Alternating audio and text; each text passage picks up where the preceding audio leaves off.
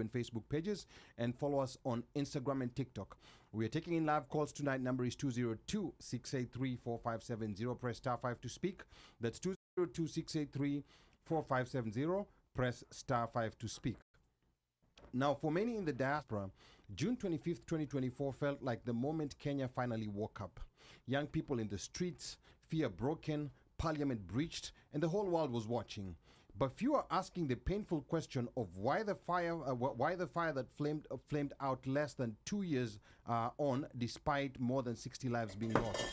Joining us shortly are Joy and Luca from the 625 movement, and the conversation tonight is no longer just about remembering those days.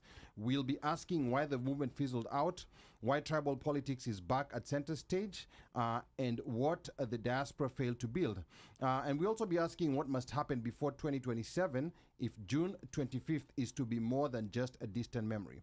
So start dropping your comments below and let us know where you're tuned in from, what city, what state, what country. Na bila kusahau, tapokea mziki toka DJ wetu machachari, mleta habari DJ Omosh Fire, na Mika Oches na Masaba Mgongoni atatuletea habari za michezo. Na moja kwa moja toka Kilimanjaro Studios, mimi mtangazaji na mwanahabari wako mpendwa Ali Badawi.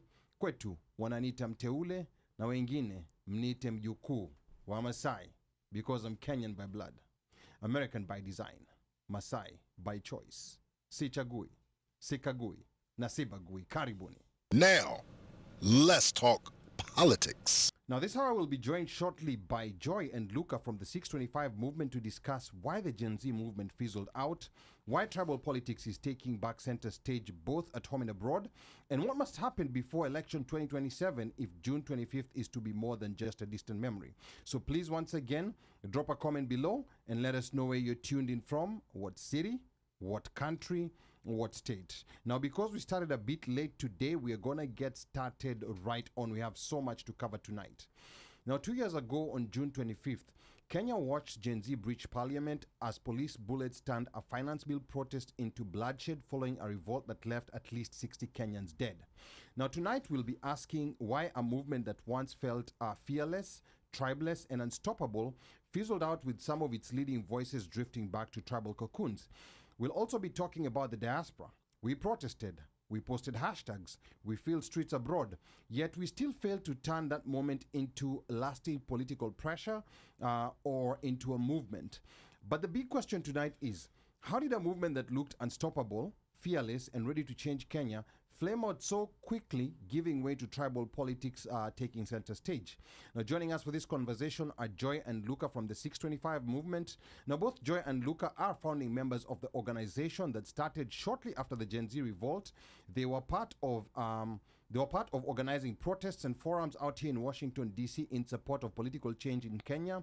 Now, Joy and Luca will also be part of a People's Forum about Kenya tomorrow, Saturday, the 27th of June, at Sankofa Books and Videos at 2714 Georgia Avenue, Northwest, Washington, D.C. So if you're around the area, please make a note. It's 2714 Georgia Avenue, Washington, D.C. And the event is going to be starting promptly at 6 p.m. The forum will be expounding on some of the issues that we are covering tonight. So without much further ado, ladies and gentlemen, please drop an emoji in the comment section and help me in welcoming both Joy and Luca. We are going to go ladies first. Joy, in a brief minute, please tell us about yourself and your involvement in the 625 movement. Joy, karibu sana. Thank you so much. Okay, Joy, can you hear us? I can hear. Oh yeah. Yes, I go hear ahead. So, myself now. Okay. yeah.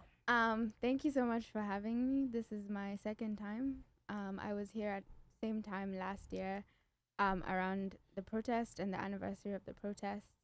As Ali said, I'm one of the founding fathers. That makes me sound like I'm old, but maybe founding mothers of 625. And we started, we wanted to start an organization that started talking about Kenya. I really wasn't a political person per se until that moment. And a lot of my friends are always saying, you know, I became an activist after 2024, even when you didn't know anything that pulled you into wanting to learn and to know. So that was the intention of starting 625. And we've grown a lot since then, specifically just growing mentally and in our understanding of politics and the politics of Kenya specifically. And so I'm excited to have the conversation. All right, all right. Karibu sana. Thank you so much for being in studio. And then we also have Luca in studio. So, Luca, in a brief minute, tell us a bit about yourself and the forum that you'll be part of tomorrow. Luca, karibu sana. Thanks for having us, Ali, and thanks so much for being a friend to the 625 movement. Absolutely. My name is Luca, as you've heard. I work in democratic politics here in Maryland, but I am a Kenyan, and I'm deeply invested in the future of our country and our generation's stake in our country. And we started 625 in solidarity with the Wazalendo, who put themselves in the line of fire to make their voices heard and to fight for our shared future. We knew that we have to do our part to support what the young people back home are doing, and we believe that the diaspora plays a very critical role in that. And we've spent the past 2 years organizing young people here in the diaspora to be part of that conversation, and even more broadly building links with other liberation movements across the continent and in the global south, because the deeper we interrogate these issues, there's a growing awareness that our struggles are interlinked. There's no one country in the global south that is not going through a variation of what Kenya is going through. And for any one of us to be free, it's going to take an effort to see all of us free. So 625 has been active in that work, and Sankofa, which is a bookstore, a mecca for organizers and liberation activists here in DC, has been a great home to us in the time since, under the tutelage of Haile Gerima, great elder of the community. So thanks for having us. Okay, that is so amazing. Now, Luca, if I take you back to that date, that was June 25th, 2024. You know, like we were all glued to the screens, protests happening in Kenya. At what point maybe did you realize that this is beyond just a financial bill protest? Luca. I think when we saw the political establishment of the country shaken, it wasn't like something that they had ever seen before. And you could see that in how they were interacting with those protesters. They felt safe within the ivory towers, within parliament, but they realized that the people's rage had boiled over to something beyond what they had an immediate sense for. And you could tell that they were shaken. And there was something in me that felt, these were young people. These were young people just like us. And there's something challenging about seeing that when you're sitting here in the diaspora. There's almost a sense, the first thing I felt was helplessness, was powerlessness. I was like, yeah, these are young people just like me out there fighting for our country. Mm-hmm. And look at the impact that they've had on our political class. I said, we have something here. We all have to be a part of it. We all have to support them. We all have to do what we can. And immediately, I'd never met Val, I'd never met Joy, I'd never met all these other people, but I heard of a protest that was happening in DC in solidarity with what was going on. Mm-hmm. And Val, who is a prolific organizer here in the DMV, brought us together, and we started to get to work since then. Okay, that's amazing stuff. Now we're gonna be talking about like what's gonna be happening in Sankofa tomorrow, because people are curious. But now, before we get to that conversation and before I get to my panel, I want to quickly come back to you, Joy. And Joy, the question I want to ask you is this Gen Z unity that came after those big protests in 2025. In 2024. Was it over romanticized? Like now, just looking back, looking at where we are today and the questions that we're asking, like why has the movement fizzled out? Why does it seem like some of the leading voices have been, like picked up into the political groupings that Gen Z was was totally against. Like, was that unity maybe a bit over romanticized and the leaderlessness? Joy. I don't think it was over romanticized. I mean, I remember even when during the protest, Ruto trying to find someone to blame because he couldn't imagine that these people have just come together on their own to organize themselves in this way. I think it was a natural rage that a lot of Kenyan people are feeling and had been feeling for many years. Yeah. But I think what a lot of people don't realize is that Kenya is not the first country to have a popular movement organized on the internet. I think sometimes we're like, I think the people who are actually romanticizing, I would maybe say you are the romanticizer, because the sense of disappointment in a populist movement not being able to achieve its goals when there's no ideological structure that's holding it up. The people who are disappointed in that not doing anything are actually the people who are romanticizing it. There's nowhere where an organization that has no structure, no ideological structure, can make any significant structural. I mean, it's a great symbolic moment, but in terms of actually pushing systems forward, I think even putting that much weight on such a movement, I think is kind of premature. I mean, people who it was an expression of rage, but I think true systemic change is built over time, and this is something that it is a political maturity that takes time, and it won't happen in 2 weeks. I totally agree with that, and I want to add with that because I want to resist your characterization here, Ali. Because I know you're a student of history, Ali. The Sabasaba protests were in 1990, I believe. Sabasaba, yes, it was, there were late 80s, it was 19, yes, that's right. It took a year until Section 2A of the Constitution was repealed. To allow for multi-party rule in Kenya. How long was it after Section 2A was repealed did we actually have a new government take power? Okay, so let me now go back to my scholarship of history, because I tend to observe things as. I leave before you drop your lesson. Yes. Can I 1 minute. interject? Yes, 1 minute. I wanted to interject something that I knew in your lesson. It might be helpful in that lesson. Okay, go ahead, Mika. I'll let you talk, and then we'll get to history. Mika. Thank you very much. And I want to say that I agree with the two young guests in the studio, and thank you very much for joining us. And yes, but the thing is, I wouldn't turn around and I agree with you. This is something that happened out of the spur of the moment and emotion, and people went to the streets, and then there was things followed after that.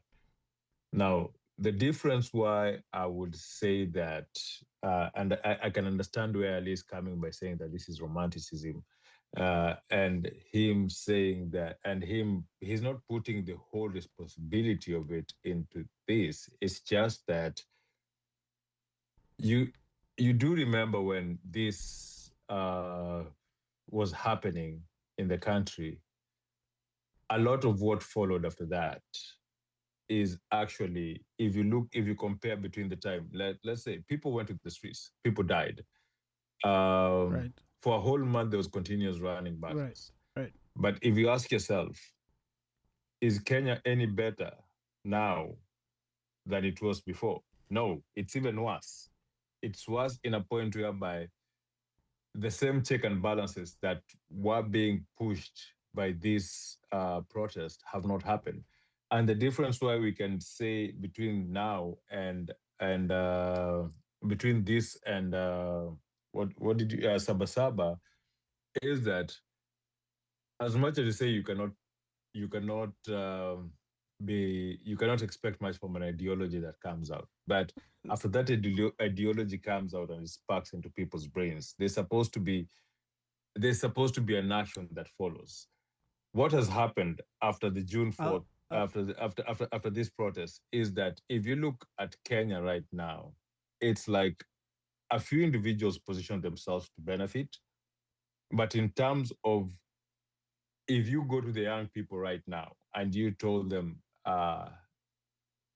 what is the next step? What's more? What's moved? What has come from all this? Like there was a time where young people were unified, but what do you see that has come that is going to push to get a different Kenya?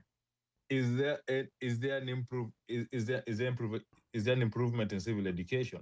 Is there an improvement in voter registration? So I can understand where both sides you can say, okay, fine, this was just an online thing that came out and sparked this movement. But then all these movements that followed that came out after this, what different has there been in these 2 years? Because if you look now, it seems like people are more scattered than they were before this.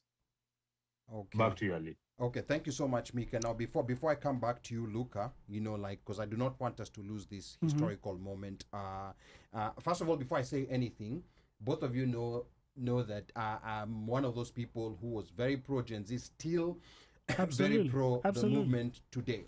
But I have a tendency to look at things, like after the fact and the outcomes. One area where I slightly disagree with Mika is that there are some differences, maybe not the differences that maybe we had anticipated, but there are certain differences that are there, and I think that are gonna remain forever because of that movement that came up. And this was a moment of political engagement for a group that was very highly disengaged. That is not changing, and I think that's something that maybe sometimes is understated. Each generation has had their moment of when like political engagement. It could have been Saba, it could have been the new constitution movement, it could have been, so this was the moment that completely changed everything for younger millennials and also for Gen Zs. But as far as history is concerned, like one stark difference, like when we look 2 years and we're wondering, like what happened, and we start comparing historically. Right in this studio, we interviewed the very first Kenyan political prisoner who was doing things when he was the age of, like when he was 19 years old, and he was jailed back in 1968. That was Abdul Latif Abdallah. And there's certain things that he said that forced me to go back to history lessons. So if we look at Saba, because that's more recent, the one big difference between Saba and the Gen Z movement, there was an insistence on being leaderless. And there was good reason for that, because they did not want, like 1-2 figures being arrested, because that's what used to happen in protests. But that insistence of being leaderless is what might have accelerated what appears to be like disintegration. So all these other movements that came before, if you talk about Saba, if you talk about those movements in the 60s, they all had it was known who the leaders were and where people were going. The second thing, because we're talking history lessons here, that I see is that, and even mistakes that even we made in the diaspora, the one interesting thing, like when you look at some of the movements like in the 90s, even these ones that were led by Kivuda Kibwana, former, like Governor Makueni County, there was always, there was not just a protest for the sake of protesting. There was always something attached before the protest. There's certain answers we want from the government. We can legally compel them to respond by doing XYZ. And even after the protest, there's a follow-up. When Moi was when there was diaspora protests here in the 90s against Moi, there was, his name is escaping, Maina Kiai, who was a human rights activist. They were very particular. And remember those days, there was no social media, there was no WhatsApp, so it was much more difficult to organize. But I think those are some of the things that I think we can pay attention to. Of course, we do not want to necessarily copy-paste, but there's certain things that I think now moving forward will be important to look to try to gel this movement back together, especially before the 2027. So I'll tell you where I agree with you, and places where the movement needs to grow and to develop. But let me start with where I disagree, with where I take exception with the characterization. As we're talking here as friends, of course, all friends of the movement, right? The reason I bring up Saba is because a year after the first Saba protests, when we see Section 2A repealed and suddenly we have multi-party democracy in Kenya, so-called, I should say, multi-party democracy, it still took 10 years before there was a coherent opposition that could replace the Moi administration. He won 2 more terms after Section 2A was repealed in 1992 and 1997. It wasn't until 2002 that Mwai Kibaki took power.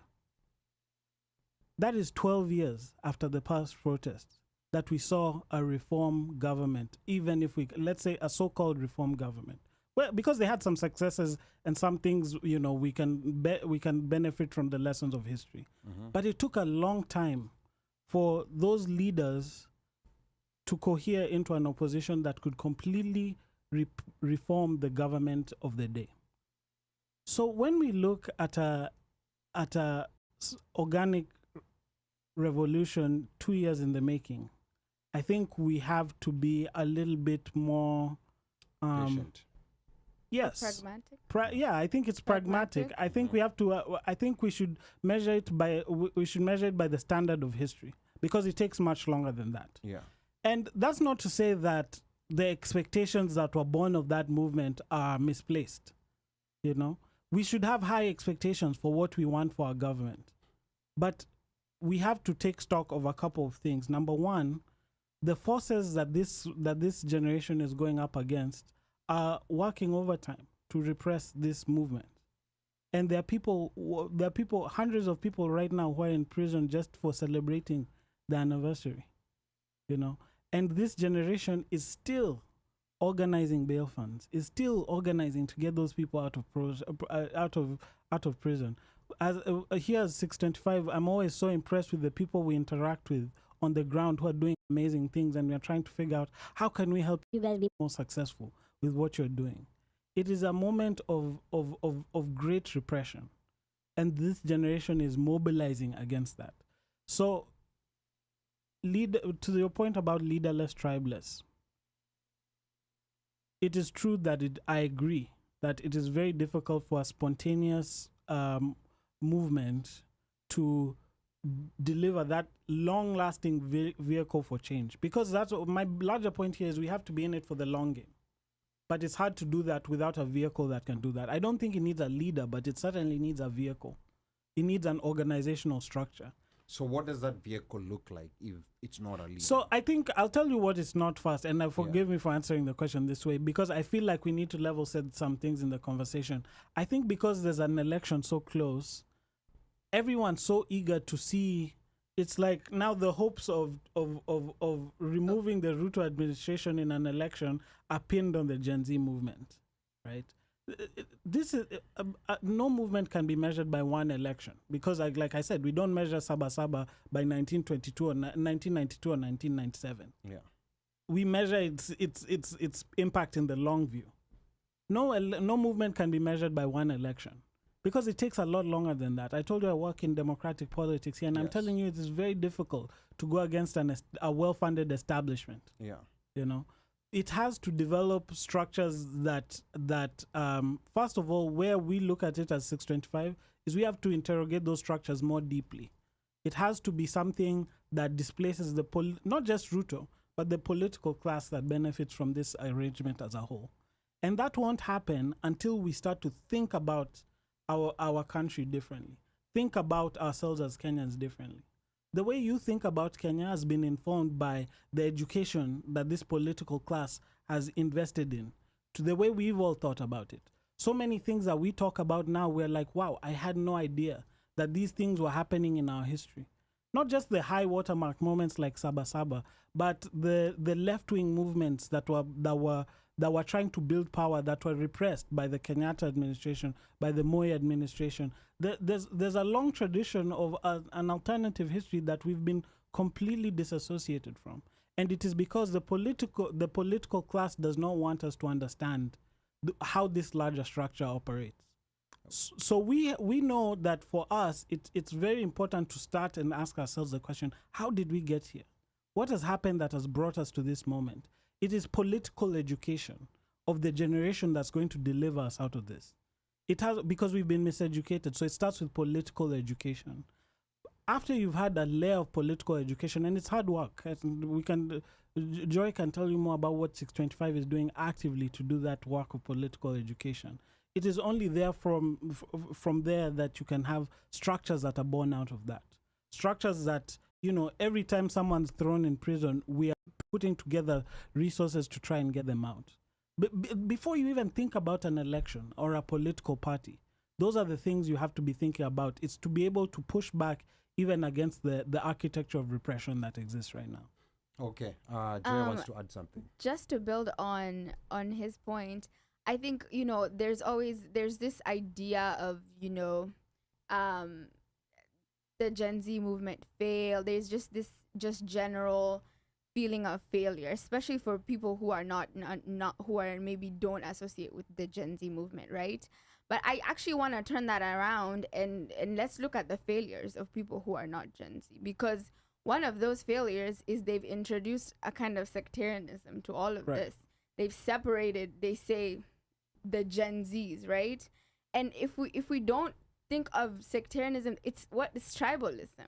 What's the difference? But is it pro Gen Z or is it pro Kenya? Because Gen Zs are pro Kenya, but you find this is an observation, right? Yeah. There's a kind of othering. There's a separation. There's an othering, saying that this generation of young people are our messiahs, and let's watch them. Let's see what they do. Let's see their failures. Let's see what they'll do for this election. Let me slowly interject, we're Joy. all Kenyans. Let me slowly interject, Joy. Like the sectarianism that you're talking about, which is something that I've not thought about. Like when the movement started, wasn't it more of also Gen Z telling people who are not Gen Zs, you guys stay out of this? Because I remember, like in Boniface Mwangi being told to stay out of this. And a lot of the other people who maybe had some experience in protesting were being told, like, keep away from this. So where was that sectarianism? Was it coming from the outside, or was it coming from within Gen Z, telling the other crowd, you guys stay out, this is our fight? Was it Gen Z telling people, or was it telling the establishment to stay out? Because I remember us telling the late Honorable Raila Odinga, stay out of this. But we know the handshake.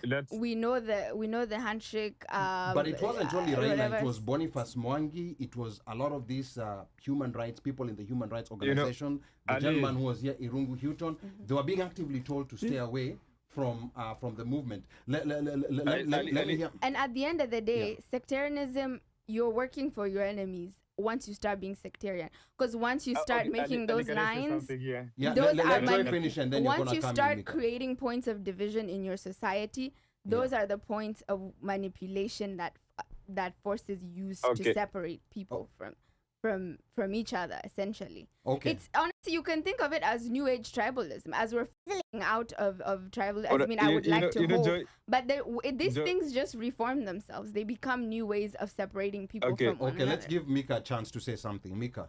Now, Joy, how you've just spoken is the exact way that actually the term Gen Z protest came out to be, because it came out in a way whereby they were like, you guys are the ones who put us in the mess, get the hell out of here, we don't want to deal with you, and boom, they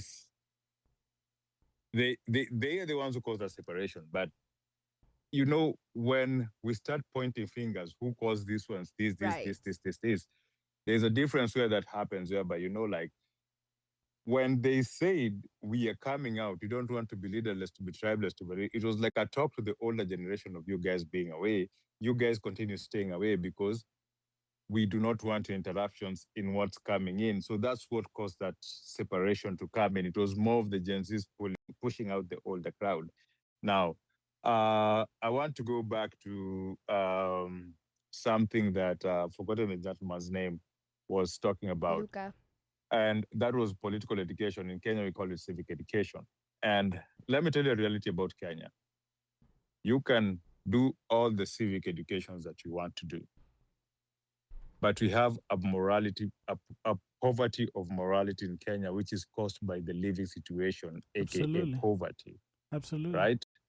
So before you address that, like what you will go to, like you see, like during these protests, when this protest came out first, the first time this protest came out, it was considered a protest of what? Rich kids, right? Because they used to say those kids watoto wa KFC na baga ndo wamekuja kuprotest leo.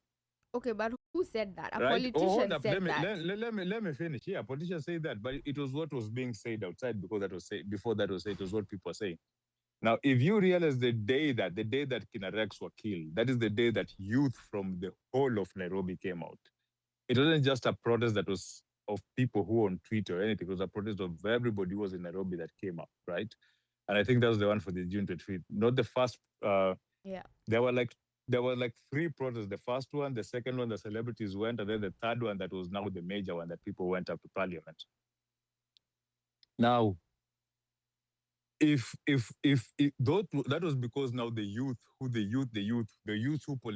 actually vote, wale wa ghetto, the youth who actually go to Bunge la Mwananchi, the youth who politicians go to bribe, steal, and everything, those were the ones who came out to protest with the other ones. Like it was now a whole unified protest. Now, this is where, when we come and say that when we are planning, we are saying we're planning to make things out. After all this anger, after all these protests, right? Every movement that was formed somehow went and started following different ways. Nobody bothered to sit down and talk to these kids and try to get them to be registered voters. Remember, most of them even didn't have IDs. They were just in the form that they're done with school, they're sitting, they're relaxing, they're waiting for their parents to do whatever they're doing, they're waiting for them. They were just sitting up. So it's up to now this older generation, them, you need to go get an ID, you need to go register as a voter, so that you can influence party politics, you can learn about things. Now, these are the things that we are saying right now. When we look at it, we're not saying it's a failure. Trust me, that was not a failure. That protest has made the government start talking to people more. It has made the government stay on shows. Opulence has reduced. People are not flashing. MPs were doing challenges like scammers, throwing money all over, showing each other. Those have ended. Like there's a more. You feel like there's a little bit more accountability into the country. So it was never a failure. Probably the failure that we can say is the build-up from that, After. right? So- Right now, I speak to a lot of young people in the country. Like I'm so involved with so many young people in the country. And the thing is, the talk I usually tell them is simple. And when we speak to them and they ask us like, okay, fine, even if I register as a voter, what do I do next? Is that teaching them register to these parties, infiltrate the parties, clean the parties out, work with everything? What they want right now is their belief is that there's going to be a saint of a candidate who's going to come and replace the evil that they know right now. The thing is, they have to be taught. As you said, it takes time and it takes process. That is the lesson that needs to be taught into them, in that you have to do this dirty work yourself. There's never going to be a special candidate coming out from nowhere and replace this guy.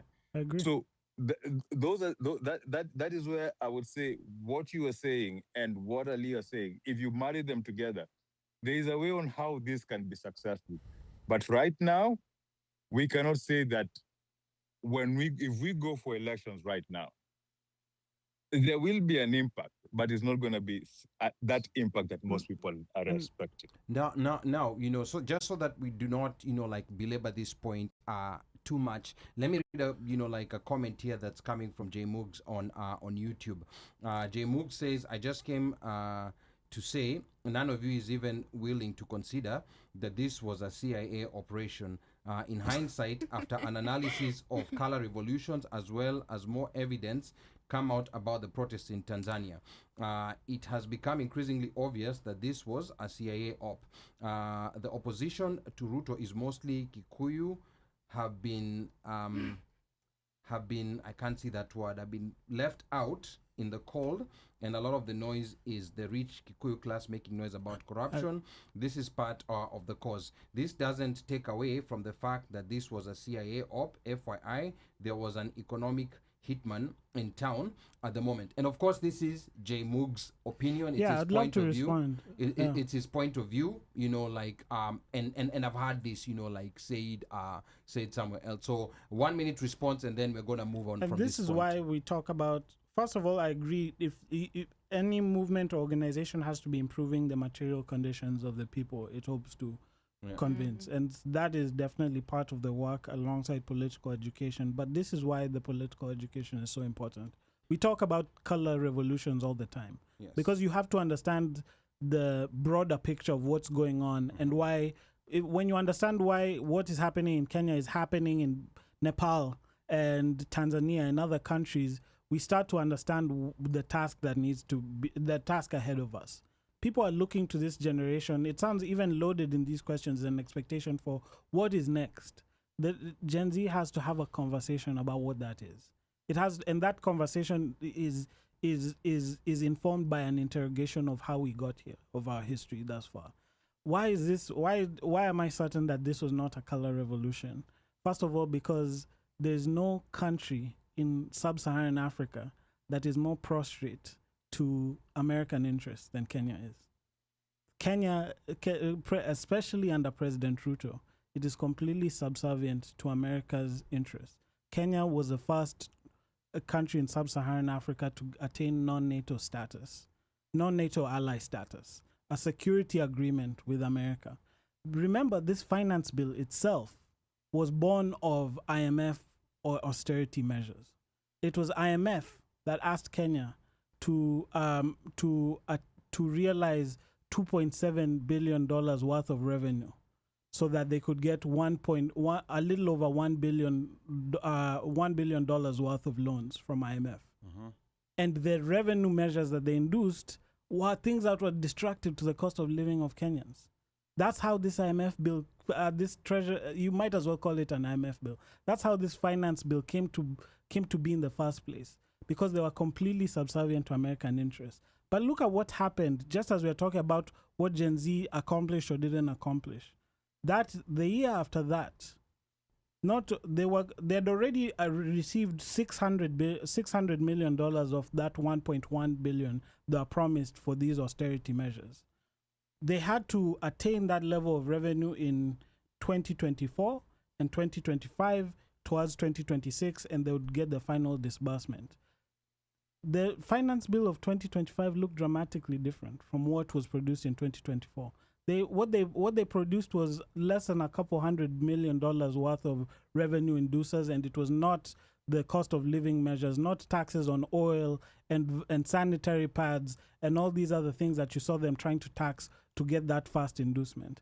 And you know what? The second half of that 1.1 billion that they would have gotten from the IMF, Kenya never received. That's why the political class is furious, because we pushed them back so severely that the IMF had to regroup and reconsider.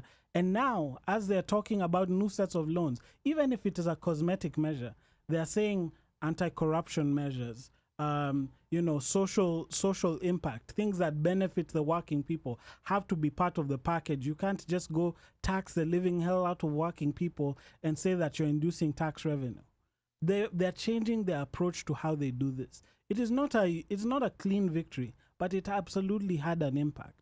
So to say this is happening at the protest is happening at Americans' bequest is completely wrong. It happened against American interests in Kenya. Okay, now to maybe shift this conversation a bit into what's actually happening on the ground, because one of the things that we're trying to get away is from tribal politics. Yes.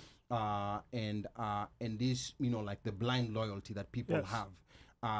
Now, when you go to spaces where Gen Zs are actually casting their votes, which is universities in Kenya, and there's a pattern that's appearing there, that the tribal voting is happening in college campuses. And of course, in college campuses, these are the people who eventually become MCAs, they become members of parliament, and some of them even rise all the way to wanting to vie for presidency. So the college campuses have had that history, for a very long time.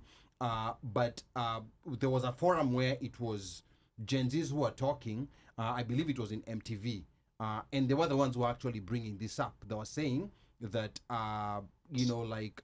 they had thought that with the movement, that the first place where they're going to start seeing changes is these elections in college campuses, but it's not happening. And now here is my own personal theory, just viewing things from the outside and not looking to blame this group or that group. In the spirit of the World Cup, there's soccer that's happening, a lot of soccer that's happening right now. Now, when you look at different countries, for example, like Italy did not qualify for this World Cup, but the Italian team, they've, since they were children, they've been taught to play the game with a defensive vision. It's defense first. The Brazilians have a vision where it's offense first. You would find defenders, number 2, number 3 out there attacking and scoring goals. So this is a vision they grow up with. So this is a vision that a player who's been brought up in that system understands, and that's their first instinct. So my theory on tribal voting in Kenya, because every generation, I wish to remind everyone else, even us guys, when we were, becoming adults, people were saying, these are the guys who are gonna end tribalism. But it never happened. The generation before us, these are the people who are gonna end tribalism. It never happened. And then, of course, now it's a Gen Zs that these are the people who are going to end tribalism. The jury is still out there. We don't know the results. But my theory is based on the fact that, you see, like the way the Italians play with a defensive vision, there may be some benefit in going on the offense. But because, kids are trained in this one system, that's the default system that they think about when they go out there. So I think now with Gen Z coming of age and now getting active into the voting stage, because there was no set of values built over time to show them that these are the values that you need to look for when you're looking at a candidate. If you notice a country like Tanzania has had its issues, but then Tanzania actually has political parties that have systems, and the first thing that a Tanzanian thinks of when they are voting is not necessarily tribe. In fact, tribe, if you're in one of the largest tribes, they've never produced a president. So my thing is, the reason why this tribal voting happens, it's not because people are inherently tribalist, but it's because of this vision that people have been brought up with, whereby when you're making a decision, this is what you've been accustomed to, and I think that's what's happening. So my question is, how do we start building these values? Because these values, they cannot even start to someone as an adult. They have to come from a much lower level. So here's my question: in how do we try to cultivate these values, because it's a process that's gonna take time, like you say. First of all, I think it's helpful if we talk about every segment not as a monolith, right? There's going to be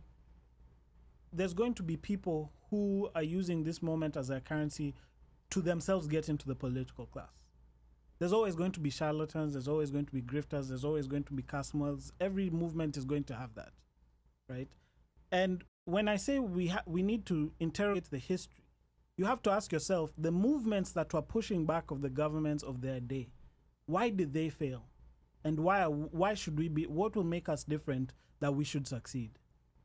What happened to the Kenya Land and Freedom Army? What happened to the trade unionists? What happened to the Kenyans? What happened to all of these people who are even born of these movements, who ended up joining the government? Why, as soon as they were there, everything changed and suddenly they're serving their own interests? These are questions you have to interrogate. And the people who are interested in true change are asking themselves those questions right now. Those are the conversations 625 is driving. It's what went wrong and how can we do it different?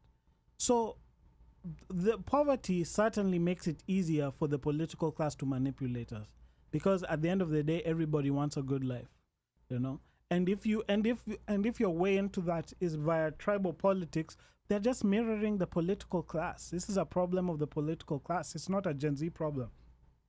But if Gen Z is going to deliver, if this moment in time we're going to deliver an alternative, I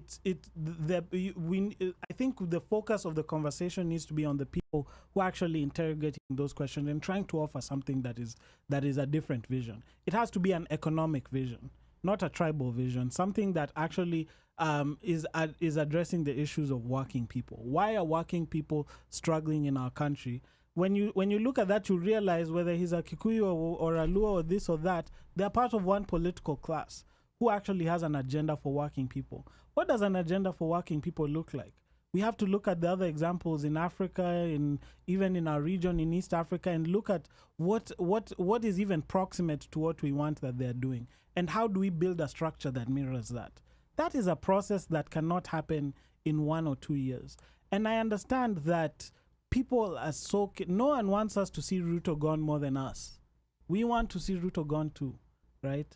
But we can't rush that process because we are looking for answers to deeper questions, while everybody else who also says they want Ruto gone is sitting there saying, why hasn't Gen Z gotten this guy out? Why haven't they organized a political movement that can push him out? It's gonna take more than that. Okay, right? so make me understand, and Joy, I also want you to jump into this conversation, but I want both of you to make me understand, now where that, forget about even Ruto must go. Yeah. Where is that process currently, of what needs to come in the future, and where exactly is this process connecting to the rest of Kenya? Yeah. People, the older crowd, to millennials, to Gen X, to even the boomers, where is it connecting? So that's where I want us to go, to understand where these conversations are happening, and maybe what are some of the small steps, not necessarily big wins, but what are some of the small wins that are expected, or small steps that are expected maybe within the next 1 year? Because of course, those big visions that we want to see maybe in 10 years, there has to be small steps that can be viewed at least within a year, within 2 years. So maybe brief us a little bit on that. Joy, you can get started on that, and then we'll go to Luca. One of the main things we've been trying to focus on is what are the strengths of the diaspora. And I think one of the challenges with that is a lot of people here are focused on things that they really have little control over. They kind of ignore the things that they can actually do while they're here and focus on issues that maybe might be better for them to just support while they're here, right? And so while we were trying to build our committees in the 625 movement, we wanted to optimize for the most actionable items that people here have the most power to do. Right. Yeah. And one of the committees that we want is people who are working on engagement with the Hill. I think living here, being close to Congress, we need to start understanding how that whole system works. Countries who are organized, who have been able to understand how these lawmakers make decisions, make policies, take advantage of what the interests of the U.S. are and how they can align their interests with the U.S. for the betterment of people in Kenya. Those are the kind of conversations that we're trying to do with lobbying committee. And that's a very important point, because just to push back to the Saba moment for a second, there was two things that forced the repeal of 2A. It was certainly the movements that were going on back home. But America's relationship with Kenya changed dramatically that year because of the fall of the Soviet Union. Their interests changed. And so when they're setting new conditions for new structural adjustment programs, for new loans for Kenya, they pushed Moi. They told Moi, we want to see democratic reforms. And that moment was born of that. You have to understand, when I talk about political education, it's understanding that the Kenyan government's primary constituency is not the Kenyan people. It's not the people who are sitting at home and voting. It's the people who finance the government. Those are the people who determine what the policies of the government actually look like. And if you are Kenyan sitting here in the diaspora, there are people who are doing their work on the street, but if you're here in the diaspora, you have a very important role to play, because these electeds, they listen. They listen if you live here, if you're a business owner, if you're organized, they listen. And they have a significant amount of say over the conditions that inform the financing for these loans. And I assure you, if a member of Congress who represents Middle River, where many Kenyans are living, if he says something, Ruto is going to be much more responsive to that than he is going to be to the people back home. So understanding how these political structures actually operate is really important, because you start to see where the levers. How did progress happen before, and how does that inform what we are aiming for as the levers of progress now? And you have to remember, we're living in the age of the American Empire. They have a lot of power, and you are at the seat of the American Empire here. So what can you do with your access here? And that's one of our main... Absolutely. If I could just make one real quick point. In the long term, we want sovereignty for Kenya. We want Kenya not to be beholden to structures outside of us. Like we just talked about, the finance bill was informed by decisions that had nothing to do with the working people of Kenya, right? In the long term, we want sovereignty. But your question was, what do we do in the short term? In the short term, we can use those levers to cleave open spaces that we can push for long-term progress. So going a bit back to, like when we started protesting in the diaspora, because we were all out there in the protests, you know, like organizing and participating, like where exactly, like just looking at those 2 years and the advantage that you talk about that we have being in the US, and especially us being in DC, in the DMV area, like a stone throw away from Congress. Where maybe did we fall short, like in as far as we had people's attention, like at that particular time, and then now 2 years later, like when generally you look at the diaspora, there's kind of, like a retreat back to, like the tribal cocoons, and there's a general, like, let me not say disinterest, but people, it's kind of like a lot of people on the ground have just kind of given up. That fire that was there in 2024, yes, we do not feel it anymore. Two quick points. First of all, I wouldn't say again that changing the IMF's approach to Kenya's financial regime in those 2 years made a dramatic difference. Those were hundreds of millions of dollars worth of loans that were not dispersed singularly because of those protests back home. That is dramatically different. The IMF moved because of what those young people on the street did, yes. But number two, in the long term, we don't want to be reliant on spontaneous movements to be able to do that. It is important for the diaspora to organize. Organizing means when 625 is calling on people to write letters to Congress, it's not because we think it's a cute thing to do. It's because we understand that's how issues move here in America. When we're collecting donations to be able to start supporting the interests that are going to move things forward. When we're talking to the Kenyans who are Kenyan Americans who can vote in the elections here, we have to start mobilizing people to vote for politicians who support our interests. We're talking before the show started about other countries that are very good at mobilizing for their interests here in America, with significant impacts on their countries back home. Mm-hmm. Kenyans can do the same thing. I'm telling you one quick point here. Because I work for the Democrats, that's my day job. I see other groups who are highly organized. It's not just certain groups. It's also Korean Americans, Chinese Americans. You're starting to see in the state of Maryland, even Nigerian Americans, who constitute almost 50% of the new businesses in counties like Prince George's County. They leverage they leverage the contributions they're making to society here to be able to maneuver the politics here. So Kenyans can do the same But thing. what I'm still not hearing, and maybe we're going to come to you, Joy, is where, as we're talking about us, where did we fall short? Because we were at the forefront, leading those protests, like getting people to sign petitions and everything. I'm just saying, and I'm not saying it in any negative way, because I was part and parcel of that. What is it that maybe we could have done different to keep that attention? Because we had a moment when we captured the diaspora's attention. People were calling us from different states, trying to ask us what we need to do from our side. So where exactly did we I think your fall point short? your point on the fight for attention is a good one, because I was going to say that. Yeah. I think the first thing we need to analyze is what is sucking all of our political attention. What are the things that we're doing that are absorbing all of the political juice from within yourself? Because you'll find most of the time it's useless things, right? Are you spending, I don't know how much time arguing with people on Twitter about policies?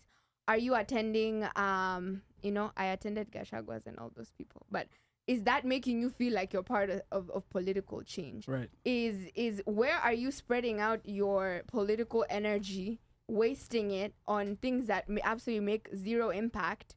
That's the first thing. Right. How can you redirect all of that energy into actual work? And that's where 625 comes in. Because people will be in the WhatsApp groups, fundraising. I don't know, they made how much money for these people. They feel like they're part of they're part of Kenya. When they're talking to their friends in the club, yelling at each other and talking politics, they feel like they're part of politics, right? But what you're doing is you're not building the structures that are actually going to make a difference. I think everyone should reanalyze where their political energy is being used.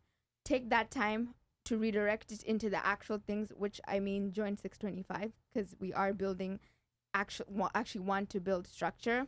And also, let's take away any kind of emotion. You don't have to feel, it doesn't have to be reactionary. Right. Let this be practice. The way you commit yourself. Right. You guys do this podcast, right? And you guys have built an incredible audience, and you're actually making impact, right? You dedicate that time for creating that impact. Let's think of it as part and parcel of our lives, of our routines, that on this day or this time, I'm going to volunteer my time to the 625 movement. I'm going to help them with their digital education programs. I'm going to help them with their lobbying programs. I'm going to help them with their fundraising strategies. Where can I put in all of my energy into actual work that makes a difference? If I could build on that point, because I think it's a fantastic point. I know we said we won't say Gen Z or older or this or that, but I will say, when we do talk to Kenyans here, especially in the DMV, who, they have good jobs, they have disposable income, even though they have a lot of commitments back home and everything, their attention is, I'm not saying it should not be on the election, because it is very important, but that is their primary occupation. If Matiang'i is coming to visit, that's all they want. That is where their focus is. We are starting to have different conversations with them, where we are saying, this is the bail fund, this is the lobbying fund, this is our organizing infrastructure. There's a place for you in that. We want you to participate in that, because you need, to the point you're making, you need a vehicle for long-term change. Okay. And those structures are where where those things are going to live. Okay, now I think I want to go to Omosh Fire. Omosh has been silently, paying attention to the show. And Omosh, I want you to give maybe the reality of because we have a very wide touch of the ground out here in the diaspora. We constantly talk to people. People constantly tell us, what's going on across different generations. What are you hearing people say? And maybe would this message that you're hearing in studio resonate with your Ohangla guys when you guys are meeting on the weekend? Thanks, Ali, for putting me on the spotlight. Unajua, I was just about to use my manyoya blanket. But ya Raymond. Yes, hiyo. Unajua hiyo sasa imepita juu ini Gen Z. Oh wait, I can't call them Gen Z. They are leaderless. They're Kenyans. They are Kenyans. Hey, okay, this is gonna be tough. Because we are used to segmenting people. Wait, hiyo ni sectionalism. Why? Jesus. Okay. So, I think Kenyans are still grappling with the so-called Gen Z movement, because basically everything past June of 24, right? June 25th of 24 is basically considered a Gen Z movement, whether it's Gen Zs who are moving or not. It's basically our Gen Z moving forward. Like, the protests have actually switched. It's no longer about, like the regular stuff that people are or regular groups that were protesting. It's all now grouped under the Gen Z. But that adage of they are rudderless, they don't have leadership, and then of all of the other things that you mentioned, not having the IDs, not having the I guess having an ability or a party that a political vehicle that you need to push with, is of concern, especially for folks who know enough about politics, who are looking on from the outside. Because the way they are looking at it is that all elections to date, unless there's something different in Kenya, have always had a political party pushing the agenda. Whether it's their agenda, whether it's the country agenda, it doesn't matter, but they're the ones who basically go in and put a presidential candidate in. So without having that sort of structure with people who know the way Kenyan politics works to date, and again, you see, this could all be thrown out as of 2027, because it could be that it becomes a matter of basically people are going to vote based upon what you say you're going to do. Okay, and if we know you're not doing anything, then we're definitely not voting for you if you're on the ballot. So we're going to go with issues. So which leaders are there? What are the issues? And that's we're going on the line of issues. And it seems, understanding that that's the way that this generation of new voters are thinking, versus we'll go with a political party and just jump on a party, and then whichever way we are told in the party, if we're told 6-piece, unaenda 6-piece. If you're told 3-piece, you go 3-piece, which are basically things we've gone through before in other iterations of elections. It becomes, it's gotten to, it's right now, it's kind of like we are in limbo. We're almost like a hyena. You've come, you can smell the food, but you don't know which party you want to go to. And we are at the point where folks need to pick a battle and run with it. But the question then becomes, is it the right direction that you're going to be heading in, or you're going to be getting the road less traveled? So that's where we are at this point. And because we are not necessarily seeing something tangible that can be touched, because with the movement that is being considered the Gen Zs, then we're like, these guys are not working. So for us looking on from the outside, we're like, we can't see anything. There's nothing that we can touch. We're not, like with the other ones, like, the Monday Mandamanos, GTAgas, whatever, you could see that there was something that was coming out, whether it was those irreducible minimums, Yes. or whether it was, I don't know, some bill that came out or whatever. Other than the protest for the finance bill, that's the only thing that we are seeing that has come out. And of course, unfortunately, all the lives that have been lost since then. But past that, we don't see there's no meat and potatoes that we can see. And I think that that's the larger problem for those looking on from the outside, who are not inside as part of the movement and don't know the things that, Kina Luca mentioned over here, the things that they are doing, lobbying, pushing over here, that we protested. We went to IMF, remember, we were out there protesting. Those are those soft skills that you may see something, because then guys are forced to change policies. They're like, now we're not sending chaps to Kenya because wale watu wamerefuka. You guys come to us. So things could be changing, but we're not seeing them. And because we're not seeing them, it's not tangible, you can't touch it. Then it's like, this movement is just not working.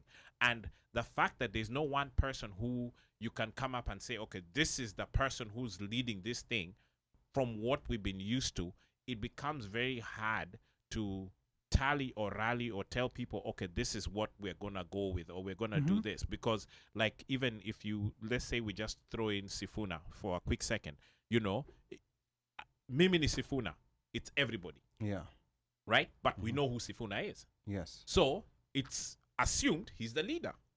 And he's generally not, but he's the leader. Because he's the face we can see. Yeah. And he's the one that we are. But in this case, with the whole movement behind Gen Z, or what we are labeling as Gen Z, we don't see anything. We know they protest, we see flyers, we see things being organized, but we don't have anything to touch. And I think that that's something that the folks, or the kids, or should I say the Gen Zers, need to really consider. And You don't have to take a party or political vehicle that's there now. Have your own. It doesn't matter. But the whole point of it is that in order for us to move forward, or for this movement to move forward, there has to be a political vehicle, because that's the way the country is pangad. Yani the dispensation is in that political vehicle. So whatever that political vehicle is, whether you use an existing, you form your own, it doesn't matter, but you need to have a political vehicle. Lasi hivyo, it's just going to be, again, hot air words. We'll come to elections and we'll think, okay, we have numbers, and then tutambiwa, it will be that same thing of numbers, nini, na tumechezwa at 8 o'clock in the morning. Okay, now to add on to what Omosh is saying, and I think this is very important, like for anyone within that movement who's looking to communicate this to the larger part of the population, because it's all as Kenyans, it's very important to pay attention to what someone like Omosh is saying, because this is now the ground, and perception is everything. Like work could have been done, but as long as people are perceiving that there's nothing that has been done, politically, in political terms, you're in the Democratic Party, that becomes the truth. Like we're eating the dogs, we're eating the cats. Like there are people, we know it's not true, but then there's a section that is gonna resonate with that. So I think that's important to pay attention to. Another very important thing that I think, like cross-generationally, we've been making a mistake in Kenya. We talk about agendas. We talk about, like show us what you'll go and do. We talk about this, but this becomes a trap, because anyone who knows how to write a good agenda, anyone who knows how to write a good manifesto, just like Ruto did, like with the Hustler versus Dynasty, with all the promises he made, because he's very good at doing that. And anyone who can do that is definitely gonna be in a better position to, sorry about that. I will find the app, but it's okay. Yeah. At this point, we have prayed. Okay, I am. But going back to what I was saying, the reason why Ruto is president today is because as Kenyans, we are very fixated on promises and agendas and what someone will tell you they will do. There is no interrogation of, okay, here is Ali. He's telling us that he's gonna DJ Vinoma Sana in your next party. Like he's gonna make the best music. Like everybody's gonna be on the dance floor. And I even give you a playlist and how I'm gonna do it. But then you're not asking, where did Ali DJ before? Like what party has he, or even if he's DJed before, what was the crowd reaction when he was DJing? So now, whenever there's any new shiny thing that people are proposed to, like there's a tendency to focus on that agenda and that promise and not looking, like at the background, who you Ruto, like what's his background, like what has he done before? Right. He said that he's gonna finish corruption, like what's his background on corruption? Because I think that background has a better, like projection on what someone will do than what they give you on paper. And it is important to try and package that in a way that people can understand in a simple way. Like, yes, this guy has promised this, but ndio hii background yake, which doesn't happen very well in Kenya, which is why we are always taken over by charlatans. Tunapangwa. Any person who knows, I agree with that, and that was very close to the. It's similar to the point that I was going to make. The point I'd make to my brother here is that we can't let the political class define our imagination for what's possible. If the political class tells you, you form a party, we form a party, we run against each other in the election, they are going to win that fight. If Ruto rigs the election and plows everyone in the street who protests that election, what is anybody going to be able to do about that? Even if you replace Ruto with someone else, what tells you that Amatiangi is going to be different than that? Or any of these other people who are members of the political class? What the point we're trying to make is there's a broader question that we're trying to answer, which is how do we replace this system as a whole?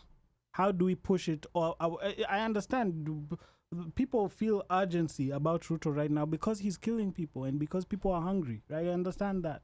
But to be able to push away that system altogether takes deeper structural work. You have to build the architecture that's going to be able to deliver that. The best example I could give on the ground here in America, we have an organization called the Democratic Socialists of America. These people have an alternative vision for what they think America should look like. They say it's not going to be a capitalist system. These are questions you can only come up with answers to if you've sat down and had the conversations 625 is having now. They say we don't want it to be capitalist. We want it to be socialist. We want an working people agenda, economic agenda. Once they had come up with with that true ideological alignment that cannot be co-opted just because you've been offered some money. The people who are part of it believe in what they're doing. They spent years and years and years organizing, knocking on doors. They built a strong organizational movement that people in my field used to make fun of. But when you see what's happened now, first with Mamdani, then now he's just replaced 3 Congress people in New York. They just elected the mayor of DC as a democratic socialist, something that was unbelievable 5 years ago. It was because they sat down and said, if we just play this game for Democrats, Republicans, me, I'm a Democrat, let me just get in, we're going to lose. Because the powers that be will co-opt, this is their party and they will co-opt it, whatever it is. We need something deeper than that. An ideological realignment. An ideological realignment that people can organize around. So that's what young people are looking to do. It's not just to replace one president, but we're looking for a structure that will actually position us to take on the political class. And I'm not convinced that just building a party in preparation for 2027 is going to do that. And just to add on to that, I think a great responsibility, I think for even our generation, as Luca always says, I think it's to reimagine what we are used to. I completely understand your perspective that this is what people have had and this is what people are expecting to see in order for them to feel like this movement is doing work, right? We want to see a leader, we want to see organization, we want to see a political party, because that is how we've been conditioned, right? All the way from 1963. There's parties, there's leaders, and that's how leadership happens. But what we want at 625, we don't want to participate in temporary solutions. Right. I think everyone is tired of temporary solutions. And we know that everyone? At least people who are in 625. I would say personally for me, I will not engage in temporary solutions, even though I know they are critical.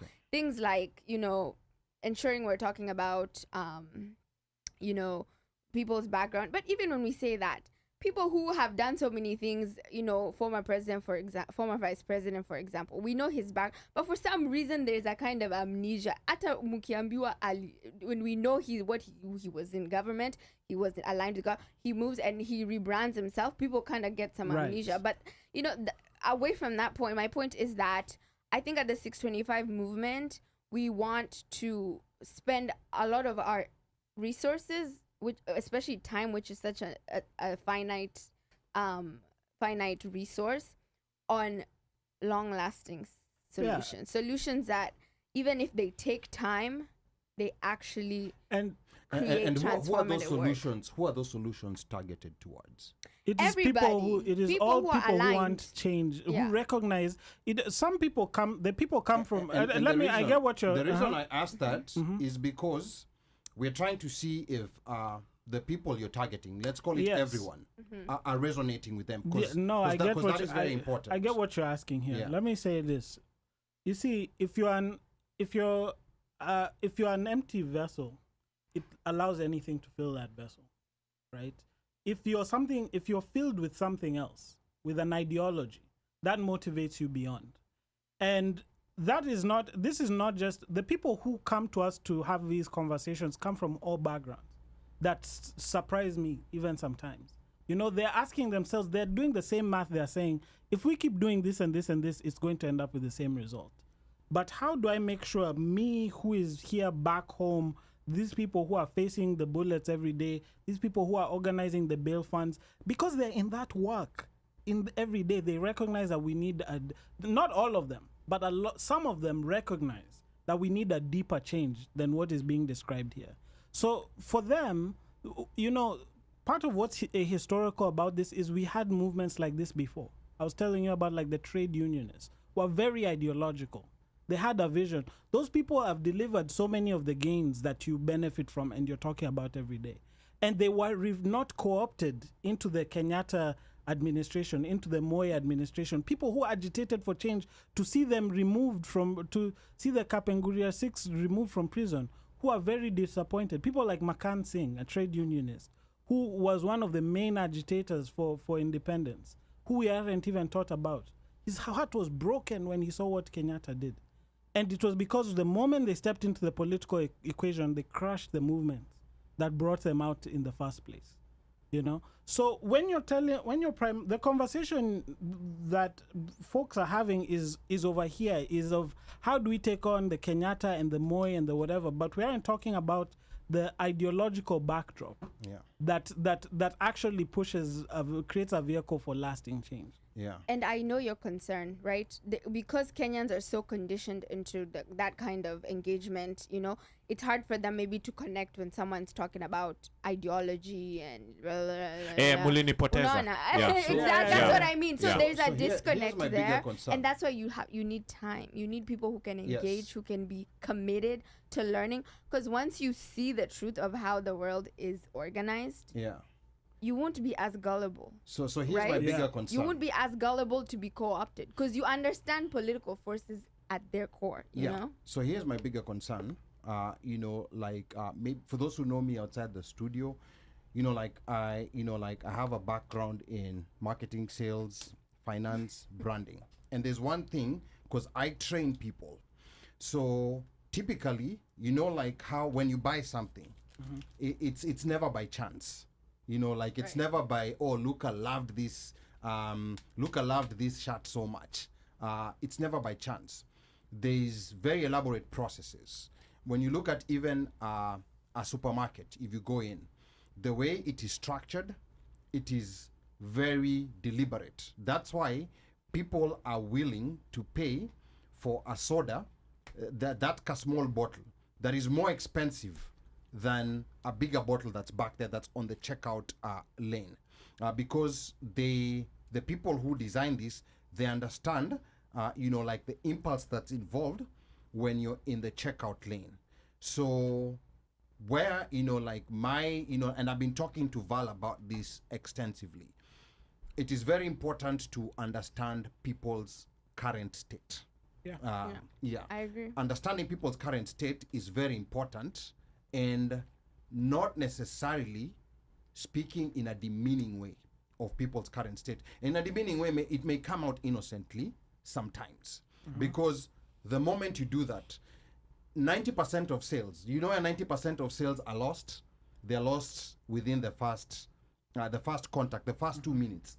That's where 90% of sales are lost, because once we get to the moment of hawa wazee hivi ndo mmekuwa mnafanya hivi vitu, there's a disconnect that happens where all the good stuff that you say after that, someone is not listening to. So that part there of the current state is a section that during training, when we're training, people in sales, there is a very big focus on that, because that's a part where instinctively people don't know. Because, for example, let's say if you're selling this phone cover, and this black cover is so amazing, and you start on your engagement, you start with how black covers are amazing before waiting and hear what the guy has to say. Maybe they like rainbow colors, but now you're already stuck on how black colors are amazing and how it's the best color. So this person, it's not that he's not gonna buy, not that he never wanted to buy your cover, but you've lost him. So I think that's one area where I sometimes, being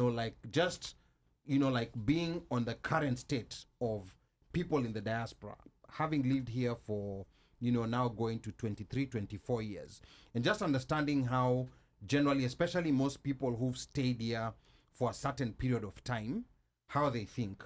There's certain words I hear, I know if this word is said, whatever message is being tried to be passed across here, it's not gonna filter in. So that's one very important thing that I think like any of these movements have to consider, and where the current state of where people are, it's gonna take a while, and the goal is never to move them from unaona kama like what Omosh was saying, where what people are expecting. It's gonna take, the goal should never be to move them from here from 0 to 100. The goal should be to take a small step, just get them to think. Maybe yuko hapa where they're expecting a political party. Let's start talking from that political party perspective, and let's move them slowly to over here before we get to the point of where now we can start talking about ideologies beyond political parties, which is one thing that I've extensively spoken to Val about.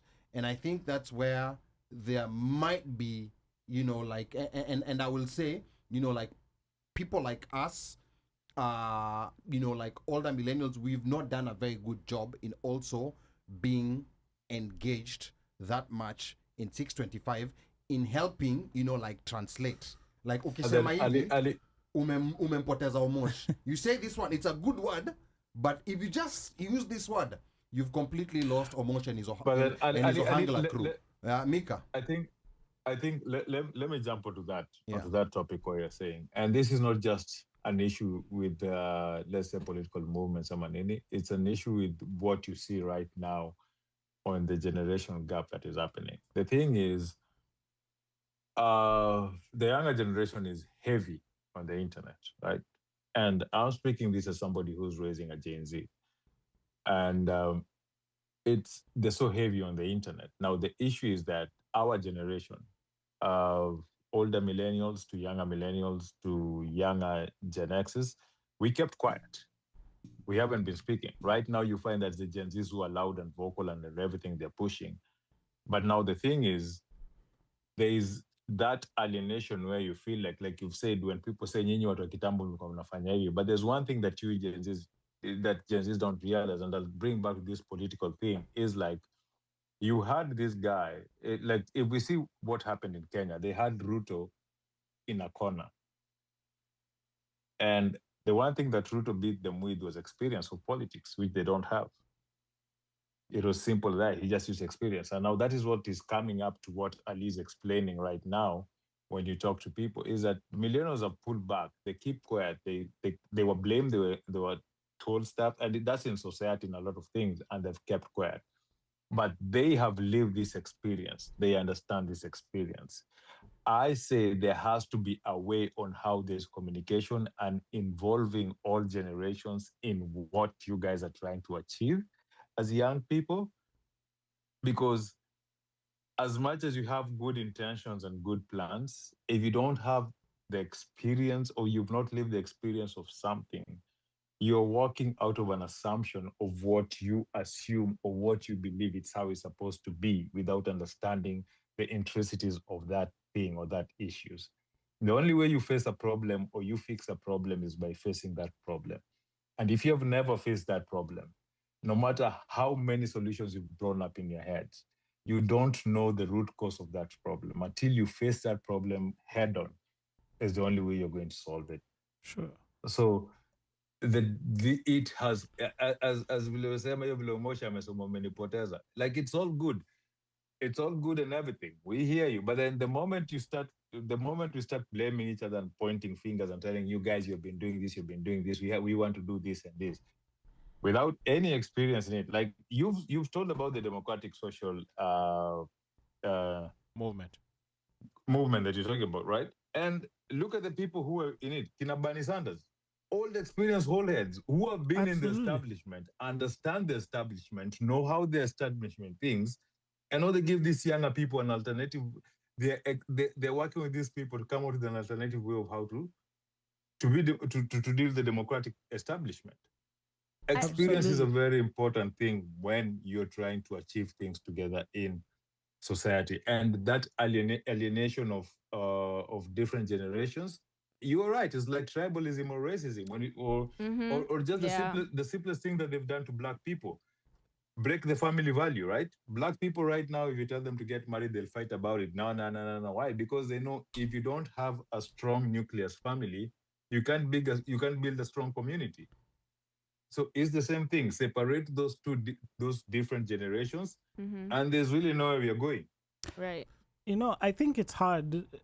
Sometimes it's easy to step into a place that makes us defensive if we say that our imagination has been informed by a political class. That's not a statement about Gen Z or older millennials. That's all of us. You know, it is an asset to their benefit. And when we are talking about the people who we aren't students of the internet, we're students of movements that actually deliver lasting change, including Kenyan movements. When you read, it's the people who we are studying, the Ngugi wa Thiong'os, you know, the Makansings, the people who are part of this tradition of resisting the larger political organization that has brought us to where we are. Because that's where 625 started. I started with the question of how did we get here? What brought us to this point? Why is it that every time we think we are voting for change, it doesn't deliver change? Why is it some of us were with ODM, others were with UDA, but we all ended up in the same point and we realized this thing is not, it's not gotten us to where we were hoping to go. And then we somehow we do the same thing hoping for a different result. We say, if we form a party this time, or if we give it to ODM this time, or so and so this time, then maybe something will be different. What we are positing to you is this: it requires something deeper. It requires a movement that can't be bought. How do you create a movement that can't be bought?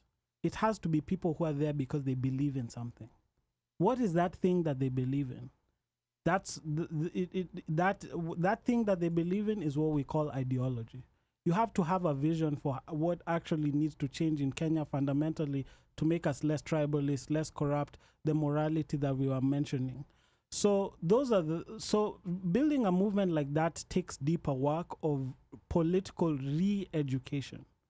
And one of the examples we talk about in 625 a lot is, I think regardless of whether you agree with them or you disagree with them, I look at the example of the CPC in China. The CPC in China started from a deeply ideological place. It wasn't just a political movement that was born out of spontaneity where a political personality said, this is my party, join us. They had a political ideology and they fought a brutal war for it. And 40 years later, the CPC has delivered more people out of poverty than any country in the history of the world. 800 million people delivered out of poverty. That's the kind of change that motivates us. It's like, how do you achieve something like that in our context on that scale?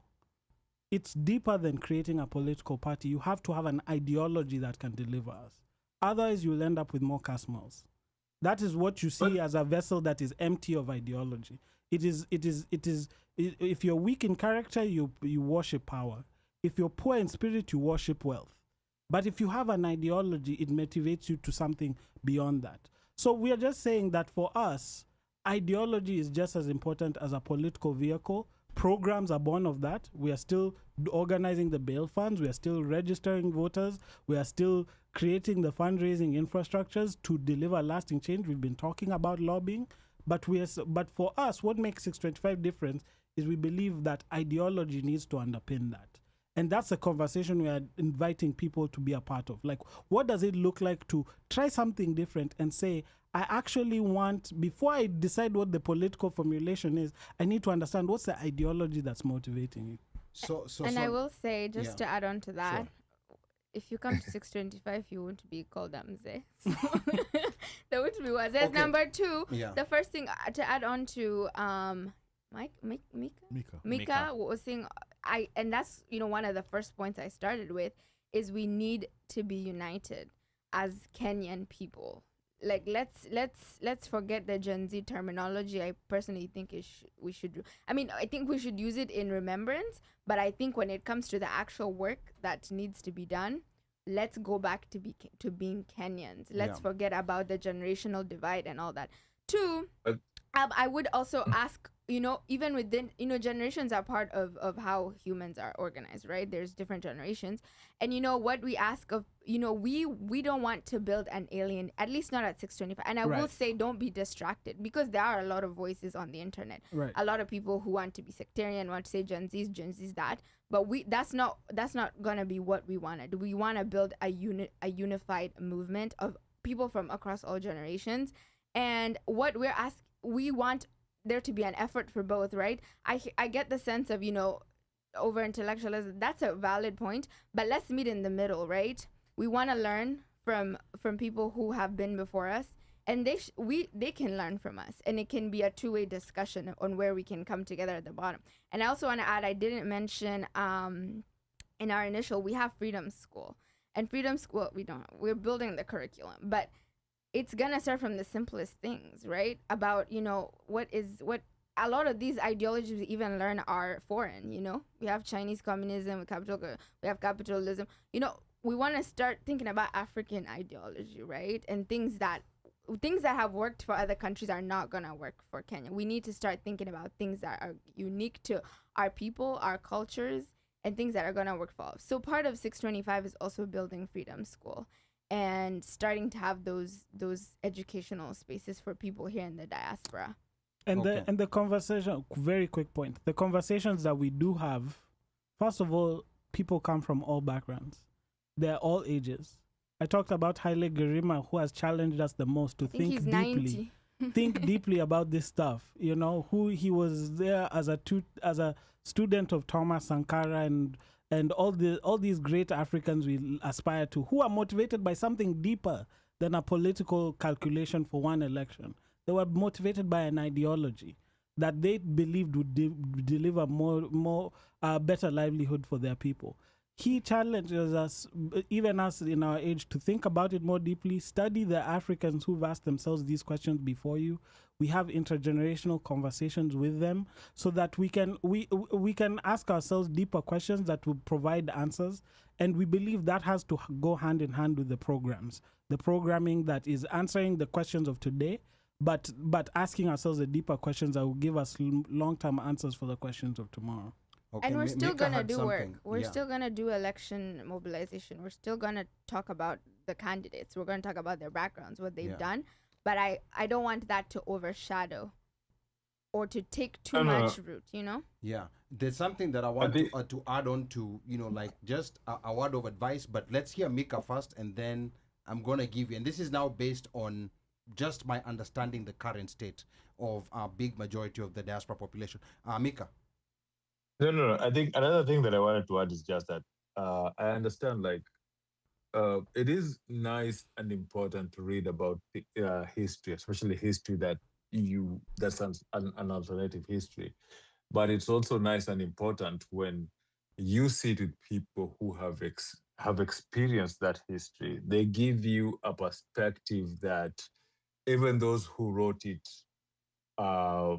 couldn't capture, and especially in a way whereby when you're trying to do different things, I will tell you, speak to the gentlemen in that studio, and they will tell you how those one don't understand. How are you? But no, Ali was part of multi-partyism elections, but those ones like somebody like me who went to university in Kenya, right? Mm-hmm. I can clearly tell you the impact of demonstrations and how, as university students, most of our demonstrations, especially political demonstrations, were used to just in that re-election of Kibaki, when Kibaki became president, how our involvement in that helped. But then also when we experienced when our parents were going through the multipartism and how we used to live with parents who you could, even if you spoke something bad about the president, you are being warned in the house.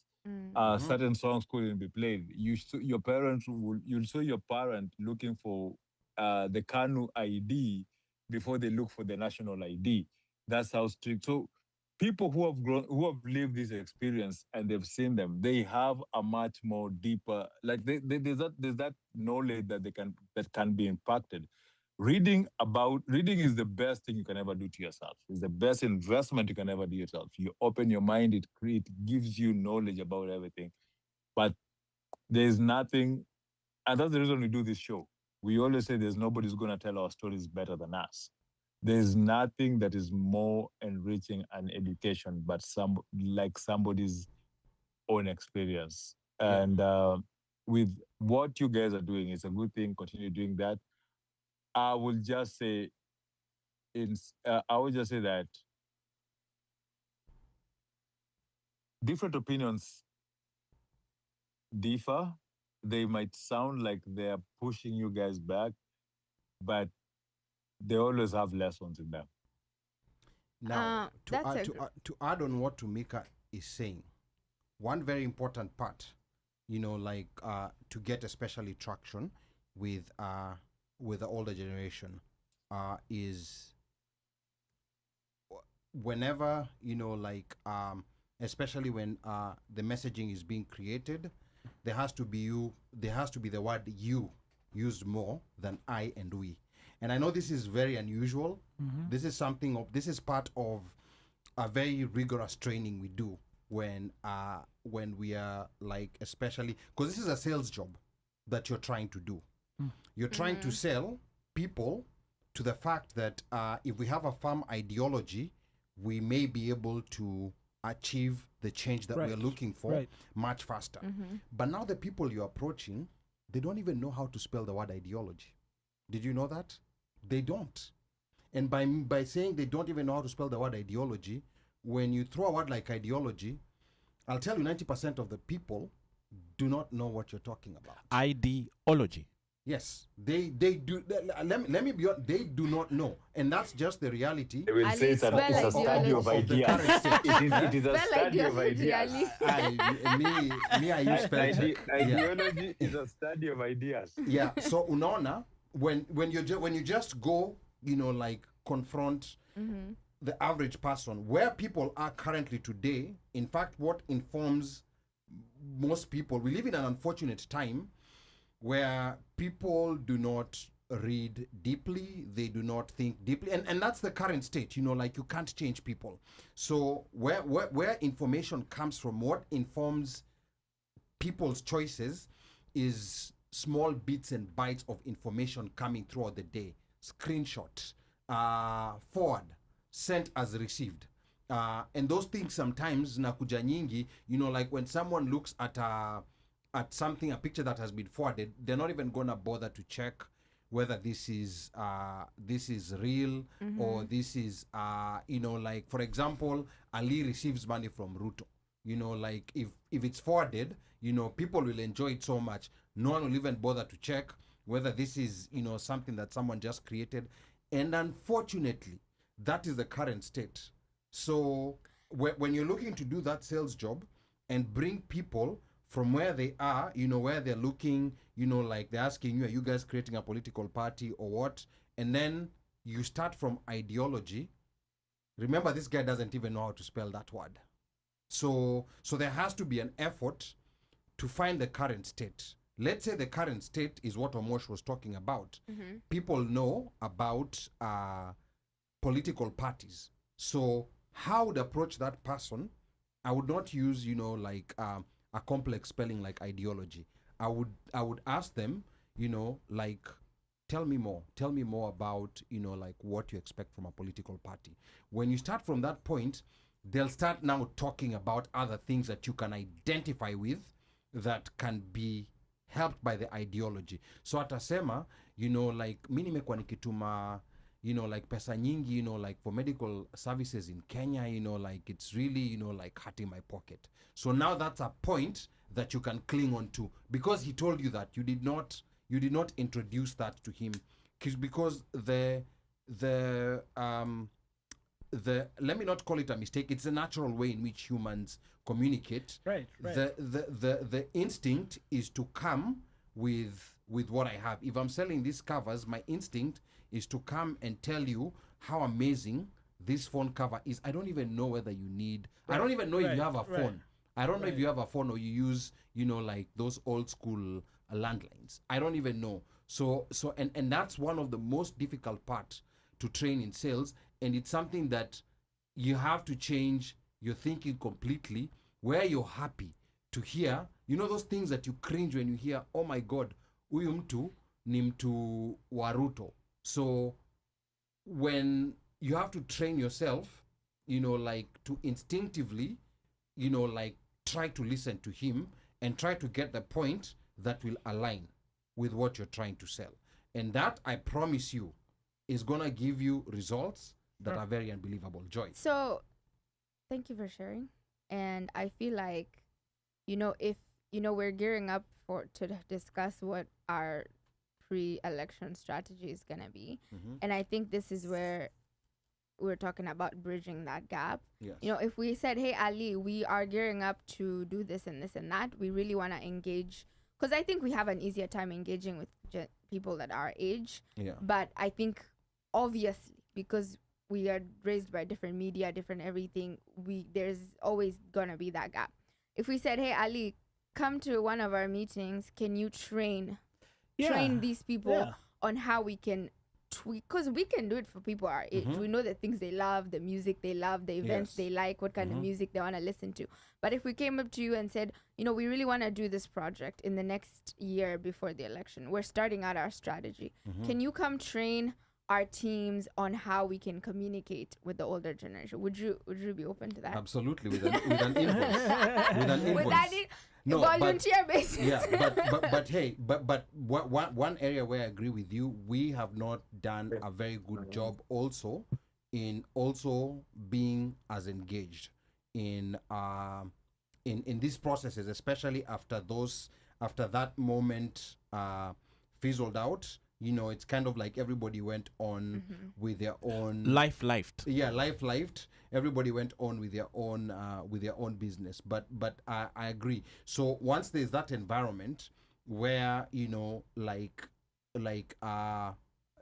someone who's not a Gen Z feels like they can come there to a crowd that genuinely like also wants to learn, and from my perspective, comes from like even with the people I train, comes from a lot of observation. And do you know who uses some of these tactics that I'm talking about?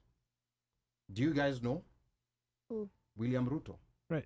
All right. So this tactic can be used both by good people and by bad people. But the problem is that the evil people have mastered it. They know it, and they're the ones who pay attention when they're being taught. They're like, because Ruto is very good at hooking, like he will study and he will know this crowd, this is the specific thing that they want, and he will come with very simple language and pamper them. And of course, he's coming from an evil side. Another person who does that very well is Donald Trump. Right. So part of the problem that I have seen is that the people who are advocating for the good stuff never, they already internally, they believe this is something good I'm selling, so people should want to buy it. But that's not how things work. So you have to be willing to put yourself in a position where I know this is something good, I know this is a good product, it's a healthy product, but you have to be willing to put yourself in a position where you're going to talk to someone and they'll tell you, oh, by the way, hiyo kitu mnafanya ni useless. And now akisema hiyo ni useless, you come down and tell him, okay, like tell me what it is that you would like to see. Yeah. Not my idea is good and you should listen to it. Listen, I totally agree with you. And first of all, we are here to invite all of you to be a part of these conversations. Right. That's our primary job here. Okay. And I'd also, the one point I would make is that we also have to recognize that when a William Ruto or a Donald Trump is talking to you, they're accessing a software that's already been installed for 60 years or 400 years, depending respectively on who you're talking to. When we start talking about reprogramming that software, it's always going to be further uphill. Yes. You're selling medicine. You're not selling You're not selling what's sweet, you're selling the medicine, right? Like, and some people understand it intuitively, and you'd be surprised by the people who do. They come from all sorts of backgrounds. It's not like wealthy college education. No, like, some of the places where these conversations are happening would surprise you, right? But we have a harder job. We need all the allies that we can get. It will never be, it cannot be successful if it's just a Gen Z thing. It has to be multi-generational. Absolutely. And ultimately, this is we are all fighting for the same thing, for the benefit of all of us, right? The only thing that makes 625 different is we are saying it's deeper than a political party. It is an ideology. But we definitely need a lead to be part of a conversation to say, how do you start selling an ideology to begin with? The other point I'd make is we are at the very beginning of these conversations, because all of the people of 625 are coming from different political dispensations. Some are Christians, some don't identify with Christianity. Some are still have tribal software, some don't have tribal software. But the thing that binds them together is they all understand that there's something deeper that needs to be happening, right? So it would be easier if I was just coming to sell you on socialism, right? Because Luca personally could sell you, could make a case for that, right? Yeah. But 625 recognizes that this has to be something that we all have to interrogate together. And that conversation is urgent and it needs to be happening now. But to the point that is being made is life is happening while all of that is happening. Yes. So your credibility comes from being able to how can you address my needs right now? While life is happening. My election is happening now. Yeah. I'm in jail right now, or my livelihood is suffering right now. We know we have to be there. Yeah. But those, to be completely honest, for us, I believe those, if it's not an access point, it's deeply connected to addressing this question of how do we create something that cannot be bought, that cannot be killed. Yes. That cannot be destroyed by the tools of the current political class that we have. And that's the challenge, right? We wanna make sure we are working on the things that build a sustainable future, but also not become fully disconnected from the people that we, the Kenyan community in general. Yes. And it's not easy, right? Because a lot of us are younger, whatever, which is why we need people like you, right? To come in, kind of tweak our, ideas. Because the best ideas are the ideas that are worked on by. Yeah. And the other interesting part, and as you said, maybe I should be there training people, moving from the current state to the desired state. Right. If I asked you to just make a guess, like in sales, how many times do you think someone should contact you? If you're a salesperson, for example, now just make a guess. How many times should you contact someone before you say that, okay, this is a very cold, there's no point in following it up with no response, by the way? 7 touches. 7. It's 8 touches, so you're close to that. It's normally 8 touches, and those 8 touches, depending on whether you could be selling a plane. If you're selling a plane, those 8 touches could be over 2-3 years. You could be selling, like phone covers. Phone covers, that's something different. That has very few touches.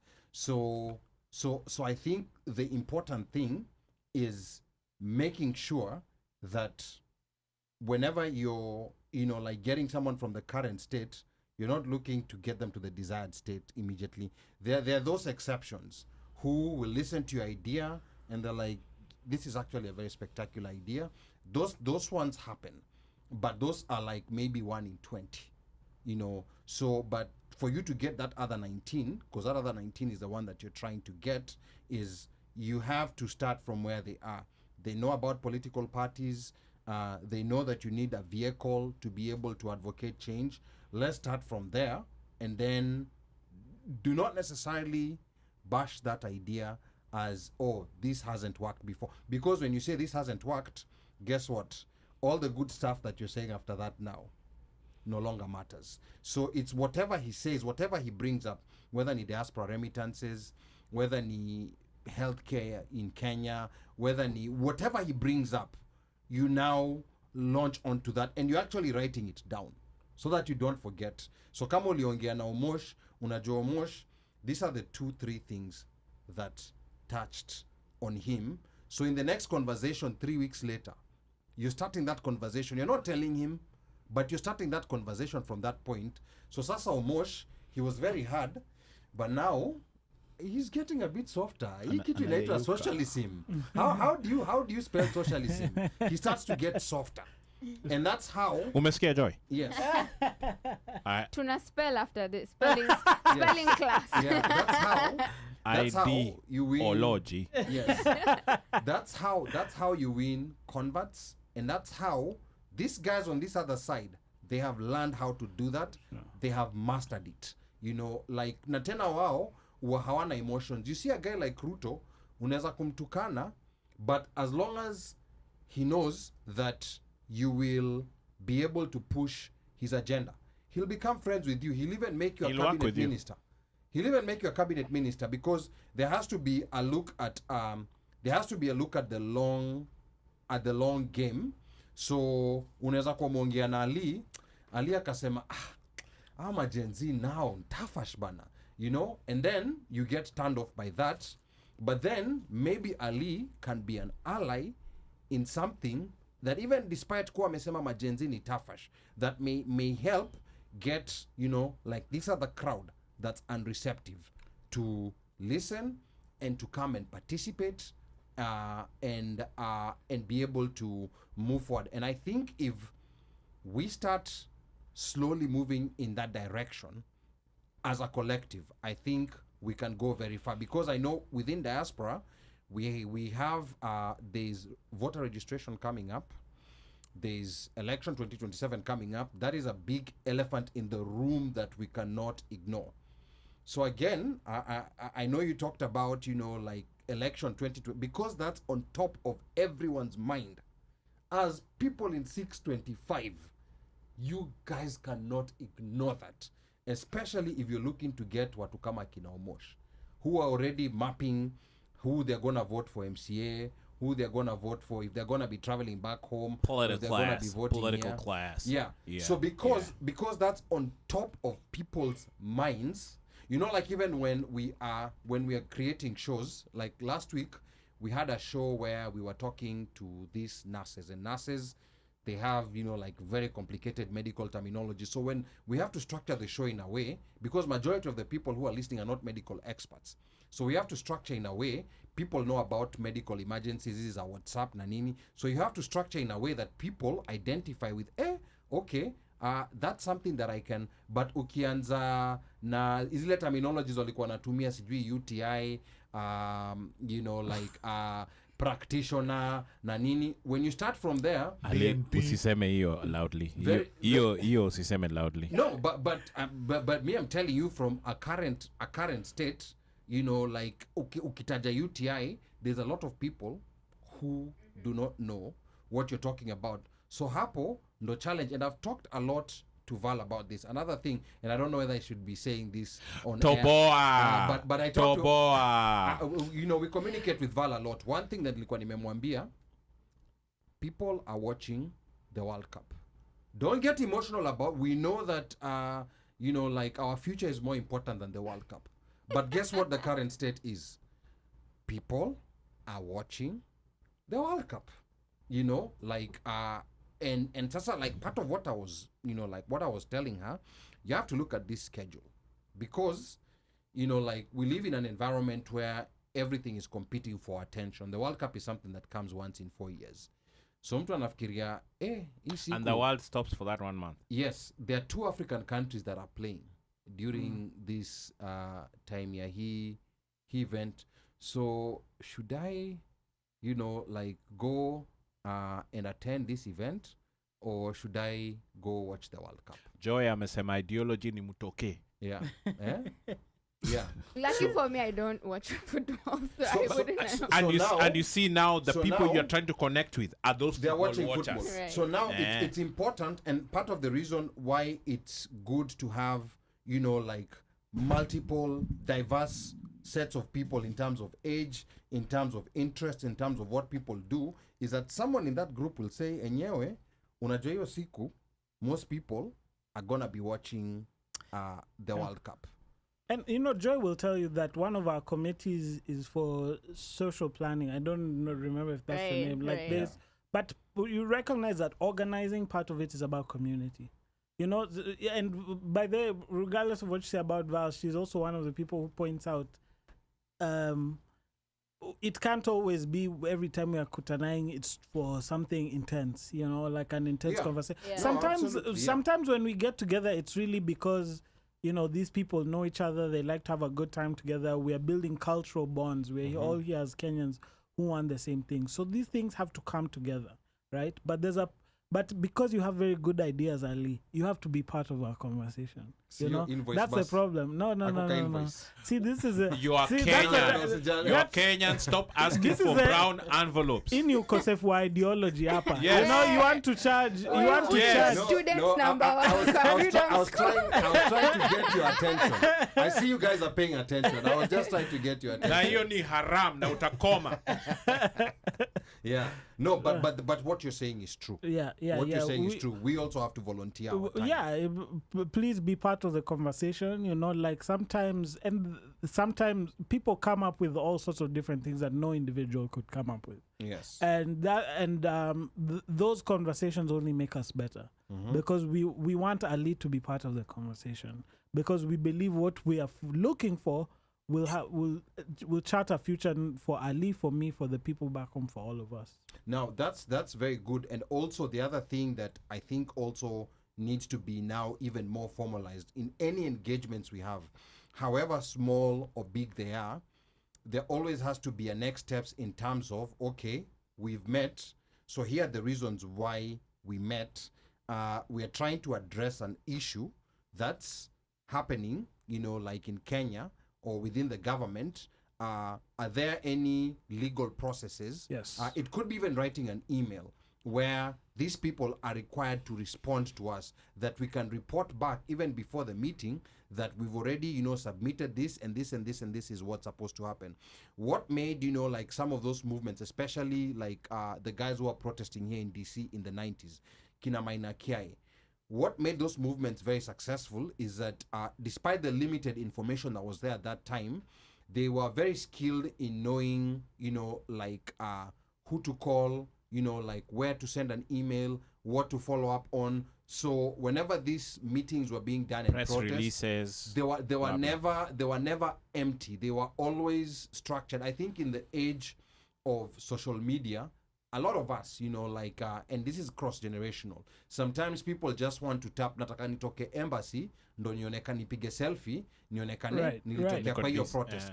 And some people will actually come out there because of that. But while they're there, because now you have their attention, you can always find, even those people who resonate with selfies, you can find a way to connect with them whereby they'll be like, you know what, I just gone for a selfie, but I got this, and that. Maybe now I want to know, what next they're doing. And Sasa, because, I know 2027 maybe might not be a priority right now in 625, but I'm here telling you guys, you've got to make it a priority. You know why? Because it's on everyone's mind. Everyone's grandmother, everyone's ex-girlfriend, Klande, side chick, all of them.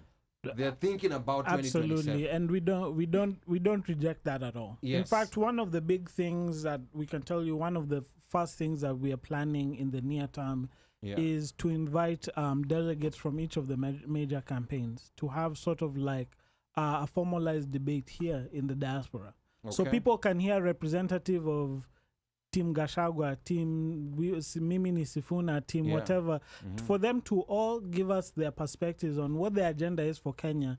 And to have you see these formal debates here all the time, and we've just started to do them. So you're saying representatives like here in the diaspora for those guys? Yes, to be a part of that conversation and represent the parties they support. And the reason we want to do that, one, of course, is because you're right, we live in an attention economy. Things are competing for attention. Things like that get attention. Number two also is because we're looking for concessions. At every moment, we're looking to see, can we get a little bit more out of these guys? If they commit that this is what we are going to do, 625 is now in a position to say, look, this person said they would do this and this and this, and they never made it happen. Yes. I would also, just to the other point that you made, we look for that engagement with the politics back home. But one of the things we are also looking to change is engagement with the politics here in America.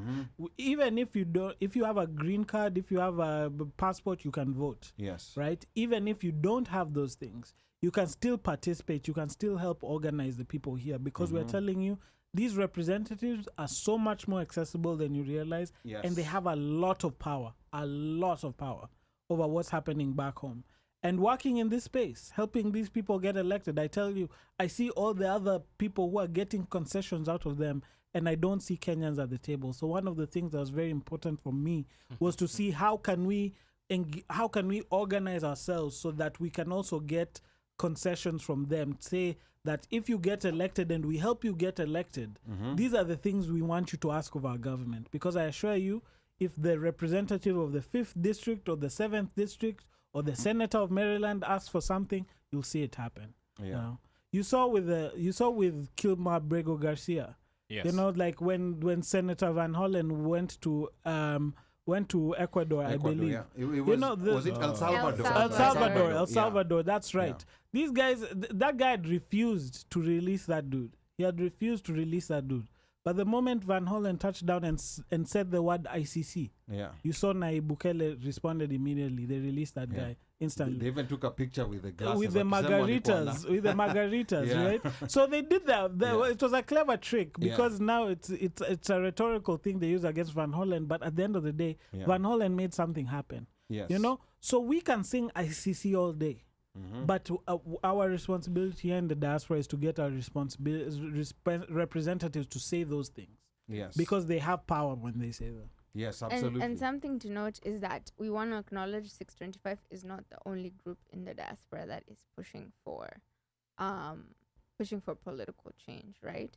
We occupy a space of other like-minded groups, people that started before even we thought about starting 625. And a big part of 625 has been wanting to bring all these groups under one. Together. So we hear what they're doing, right? Yeah. So we're all not just disjointed associations of different people. We want to hear what the Diaspora Technical Working Group is doing. You know, I know they put in a court thing in Kenya. You know, what was that process? What did that look like? If we could have a presentation, right, where each of these groups talks about their work, and that's where we even get to meet people that are doing maybe the work we're doing and how we can collaborate. So that's a big part of what we want. I invite all of you to be part of these conversations. You come and hear some of our, we have conversations with our peers in Uganda. Right. Our peers in Tanzania. Yes. These people come and tell us this is what's going on in our politics. Yes. So then you're like, hey, kumbe these things, because you know what? The heads of state, the political class, they're all working together. They're working together. Hawana suluhu poa. Hawana suluhu poa. Because Ali, have you told them what suluhu poa did to us over anyway? Endelea.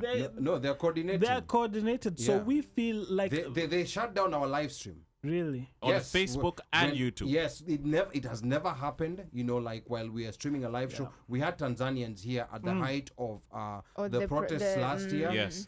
They shut down our live stream. Like in the middle of the show, so we had to continue recording the show. Right. Like without a live audience. I was gonna say, since you guys have talked so much. Oh yeah, welcome to the show, OneMic. Welcome to the OneMic Show. Good morning. I think I'll piggyback on what Luca said, and I think one thing that is missing, and I'll draw a parallel to this, is when the movement, the 625 movement started, there was a concerted effort, one, to translate what the finance bill was saying in all languages. Two, what ended up happening was we started learning or trying to learn what that procurement bill or whatever it is, that financial process, what the process is. Which means that at some point we started learning about the Constitution. Yes. You can sell agendas and everything and whatnot, but I think the anchor of everything is learning and understanding what the Constitution says. And to put that into the freedom school that you guys are starting, that should actually be something that you, if anything, let people know what the even here, some of us, we really don't know what the Constitution says on so many things. We don't even know how it's broken down. We don't.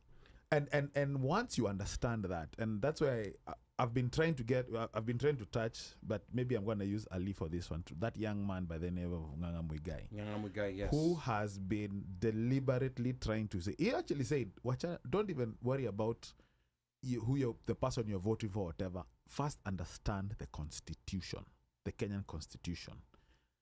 Because once you understand what the Constitution is, you'll understand that the president can be summoned by the MPs. Na ataketi hapo na hatasema chochote. But there's this mentality that has happened where we are so programmed, back to what you were saying, we are so programmed to revere the presidency, such that Ruto can make roadside declarations, and inside 6 months, and it's taken as 6 law. months, and it's taken as law. Yet it is not law. No. And judiciary, the judiciary is supposed to be independent. Police service is supposed to be independent.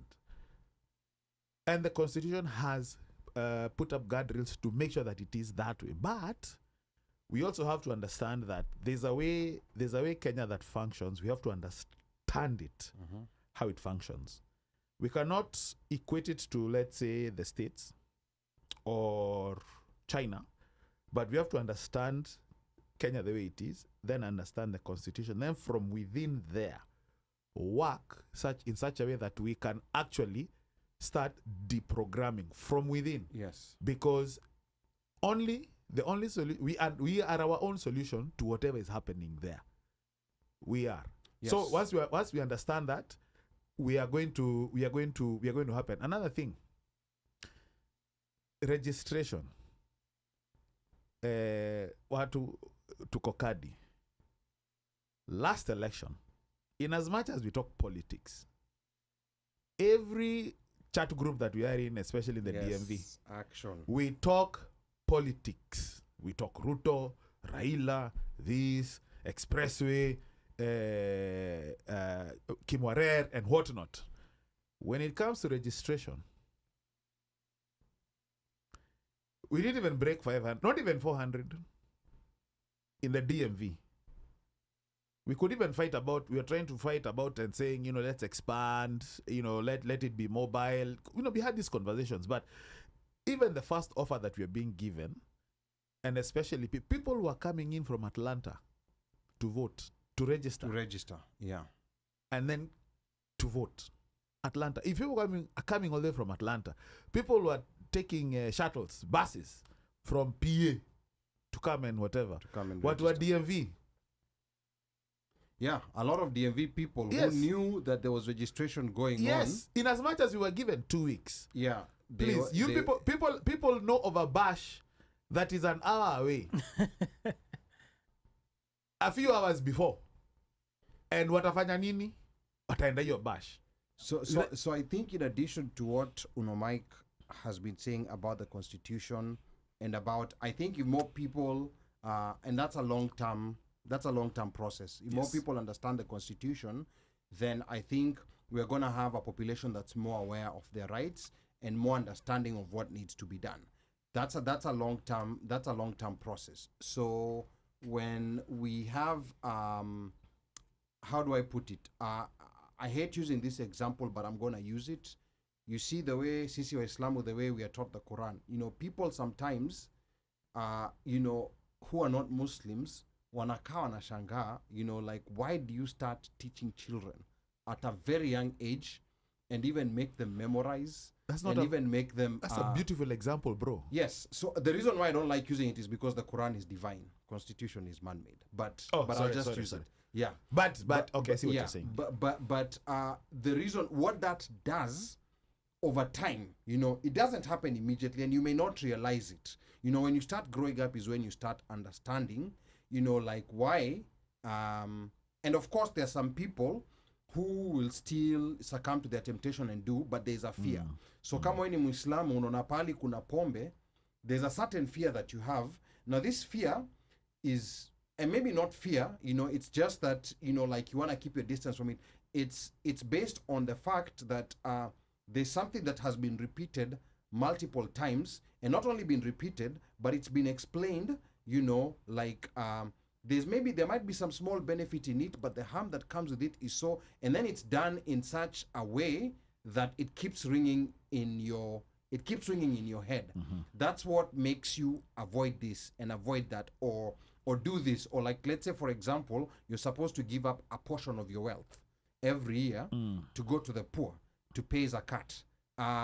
So it's easier to think as a human, ini pesa yangu, ni yangu, acha nikae nayo. But because this tune has been sung, like so many times in very beautiful ways, in so many different languages, it gets to a point where now it's inside your blood.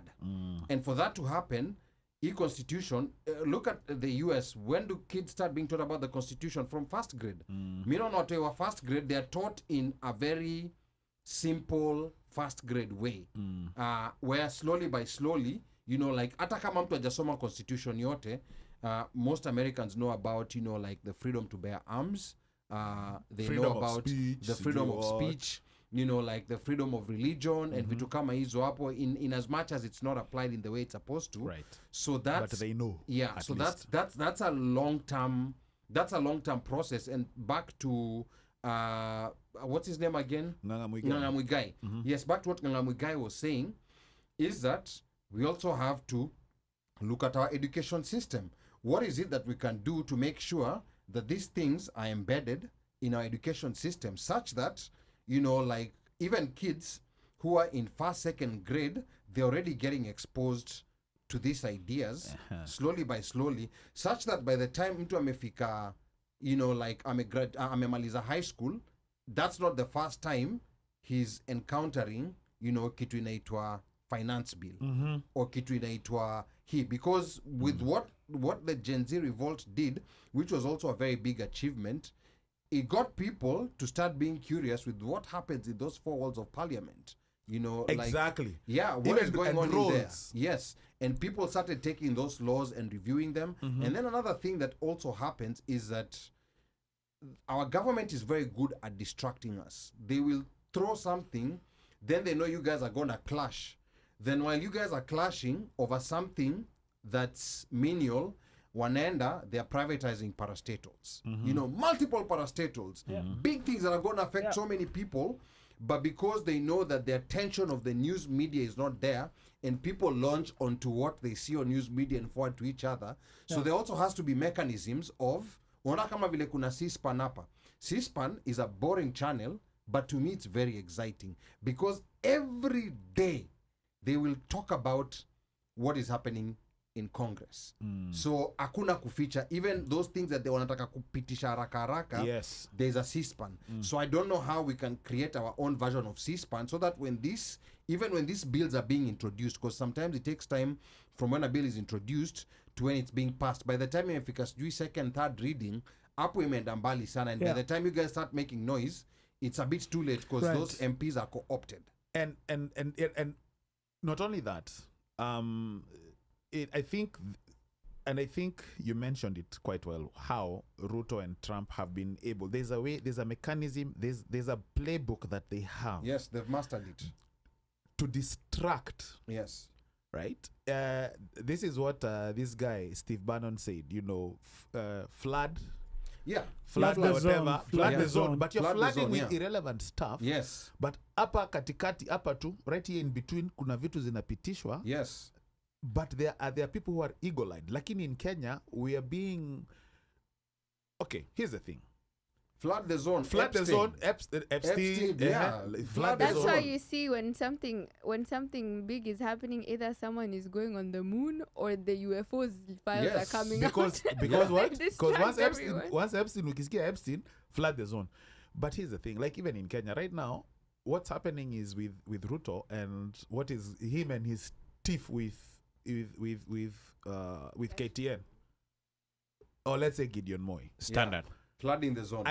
What I'm reading is very simple, is that what KTN is doing is actually literally pointing out what the president promised Yeah. And what he did hasn't not delivered. He did not deliver. Yeah. So whatever he promised has never delivered. Yeah. I was in a conversation yesterday with a guy who was pro Ruto to the bone. And he is anti-Ruto to the bone. What changed? Because of what he was doing, because he has not delivered what he stated. It's a good thing to have a manifesto.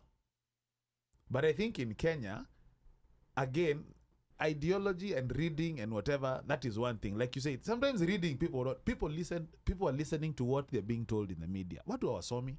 It's not until when during when the finance bill now started being translated is when now, into all these languages, that now Mokoro pale Roysambu ama pale Wargadud or whatever, and is understanding what is happening. When you break down how these people are talking about SHA, making you having to register, right? And you cannot get treated unless you subscribe, right? But when even you subscribe, chances are you're only gonna get a bed, or you're going to get you have to pay for your own pamba, elastoplast, and whatnot, all right? And sometimes there's no doctor, nurses, tembe. Hakuna, you don't have whatever. When you paint that picture, but then you tell them that their own representative, their MP, their senator, whatever, whenever they want to go and get treated, they fly out of the country on your tax dime and whatever. I mean, those are the things that 625 brought about, because the people started unaanza kusoma katiba. Unaanza kuelewa the roles, and we actually even had a conversation. I tried to understand the roles. Ali was trying to teach us the role of the Senate, the role of Parliament, and how they are different. So that brings you a step closer to, the conversation we're having about, I hate to use the word again, ideology. Okay? Because the civic civic education, Omosh nisamehe, please. So listen, like, civic education is really important. What you're describing with the constitution, understanding how the system works, is very, very important. You see how it's woken Kenyans up. It teaches you how broken the system is.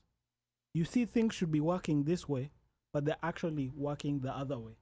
You see, the law says this, but these people are doing that. Mm-hmm. Political education is the layer on top of that. Mm-hmm. It teaches you civic education shows you how broken the system is. Political education teaches you why the system is broken. Why is it broken? Why do they operate that way? Whether it's ODM, whether it's UDA, the reason why I say political class is because whether it is them or them, you will find they will still do the same thing. Why will they do that? Why is it that 99% of the country can want something, but 1% will get away with doing the opposite? That is a why question. You mentioned privatization. Mm-hmm. Why do they privatize? Yes, it is a way to make money. But how does that connect to this IMF stuff? How does that connect with what American interests are? What the empire, the relationship between the empire and the core?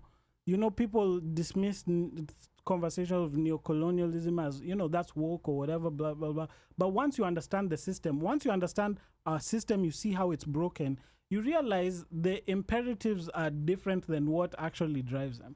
When I first came to America, for example, I'll tell you, I really believed that because I just read about American politics before I was ever involved with it, I really believed that there was one side that was bad, there was another side that was good. And bad, yeah. And, I was going to come work for the Democrats because overall they seemed to agree with generally the things that I believed in. But then I got into the system and I started to see people who are elected, they could be elected by people that look like them. He could come from a background just like yours. But once he's within that system, there are different imperatives that are pulling him the other way. And you'll find the majority of the population of your voter base is looking for this, but you're doing that. The question is why? That's a question of who benefits, what levers do they have, how does the media come to play a part in it, how does tribalism benefit them when they do that? These are deeper questions you have to engage with before you ask yourself. You see, when you start to engage with those questions, you realize the fight I'm fighting is a very multi-pronged strategic fight. I believe we need a political party, yes, eventually at some point. But I know that, but once I've seen this whole board, I know if I just create a political party to go up against UDA, and they have billions of shillings to use against me, they can have a representative at each polling site. And if all of the normal tools for voter repression don't work, they can just rig it and shoot us, and no one will do anything to stop it. No, how does that happen? You know, who is benefiting from that? Once you start to interrogate these things, you realize even Kinaruto, our political class, are low-level enforcers of a system bigger than them. That's why we are having conversations with our neighbors. And you're seeing Tanzania's constitution is very different from ours. South Africa's is very different from ours. Yeah. But people who were there fighting for freedom at one point are now operating all the same way. They're all marching to the IMF like everybody else. Why is that happening? That is a political education question. So Freedom School, that part of 625, we feel it's very important because it gives you a lens to interpret the things that are going on. It teaches you the civic education portion of it, but the political education portion of it won't just teach you what should be happening. It will teach you why it's happening the way it is nonetheless. Yes. Now, another thing before we get to, like what people are going to expect tomorrow, because we have an event tomorrow at Georgia Avenue. I'll also be part of the forum. So I am taking part in the 625 movement. But the other thing that I also wish to advise the 625 movement is also to avoid absolutism. And absolutism is when we say it's either all or nothing. So we have a current state, and then there's a desired state that we want. So the thing is to figure out how to move from this current state to the desired state. There has to be small steps that are taken. So right now, because 2027 is in everyone's mind, I think because 625 has a lot of people who are deep thinkers, there has to be deep thought that's given, because it's a little over 1 year to the election. So I think it's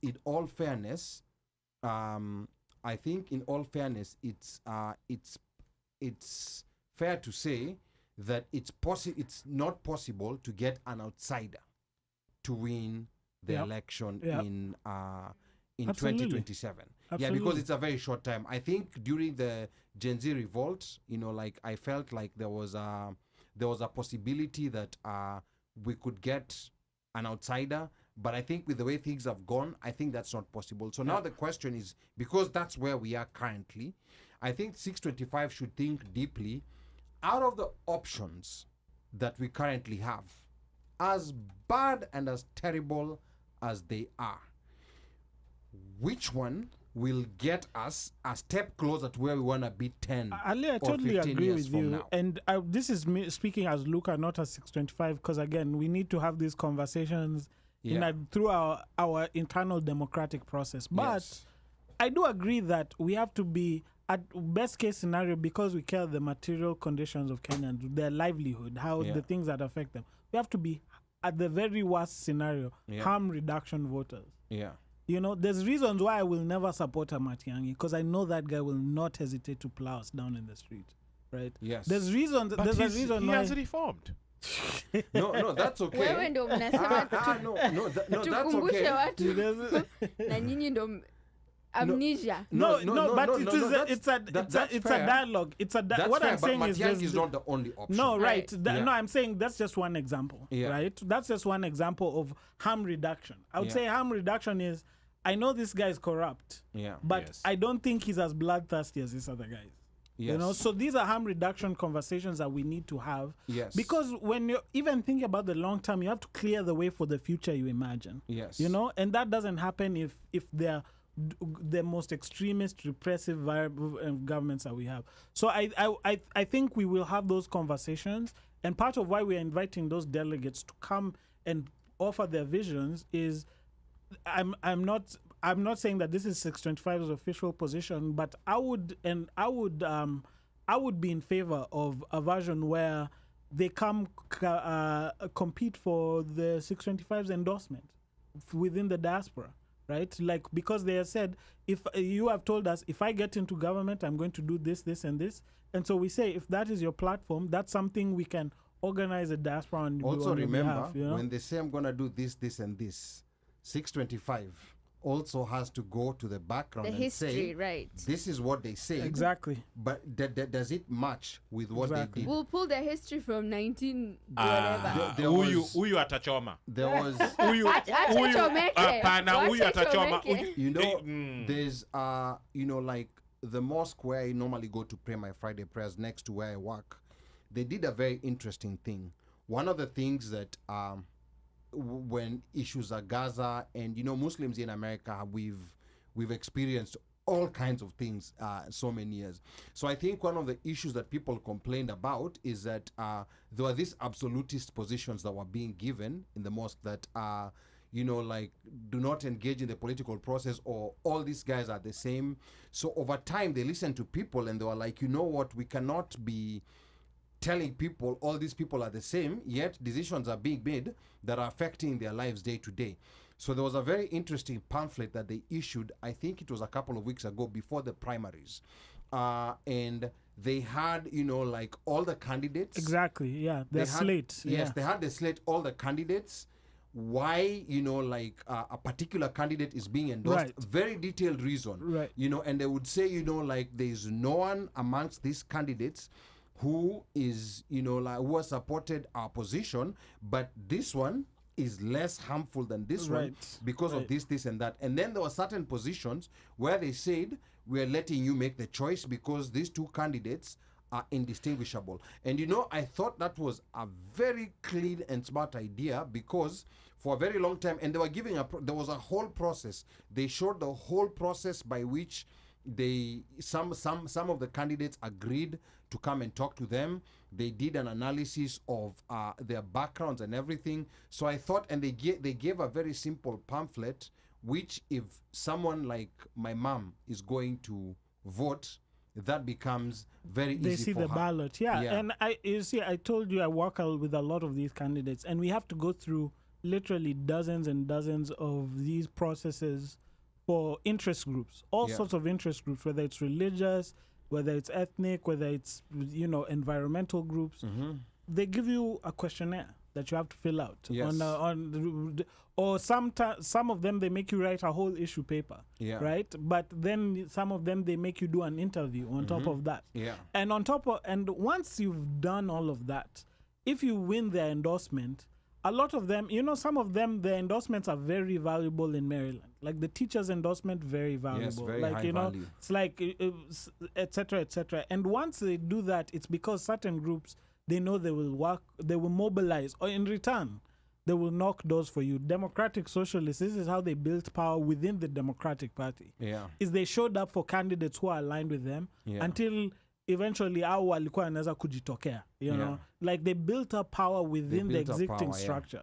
So that format has to be part of, that's not this official 625 position, but that's what I would advocate for within the organization, is that we need to be actively engaged within the process, even when we take the long view for what we want to see be happening. And I think that will be very important, because with all the work that has done, it will be important to give people direction. Because if there's no courage to do that and just say, like, we are just going to keep calling people, but we're not going to give people directions, then I think that's a point when people will also feel, then what is the point of all this, Mika?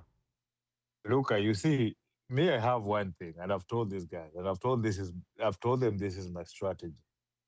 And my strategy, as much as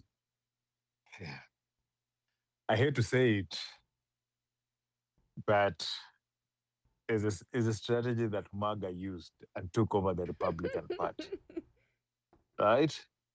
I'm telling all these young people, register, get voter registration. Absolutely. These existing parties, join those parties. Flood them. Join those parties, and flip those parties from inside. Oh, yes, I remember you making saying that. And I think, listen, our members are invited to do that. They're part of whatever political organization, and 620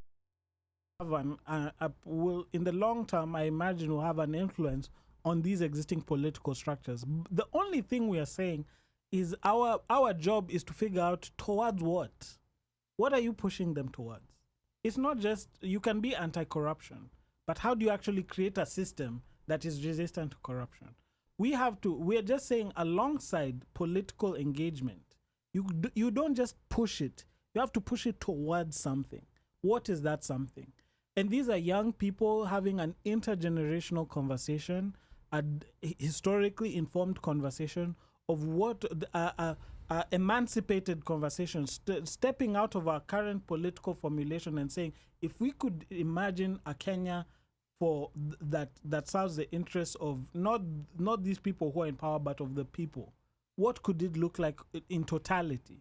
Those are the questions that 625 is investigating alongside. Now, in addition to Mika's strategy, which I think is a valid strategy, but then again, I think also within the movement there's an issue with people who decide to join political parties. Yeah.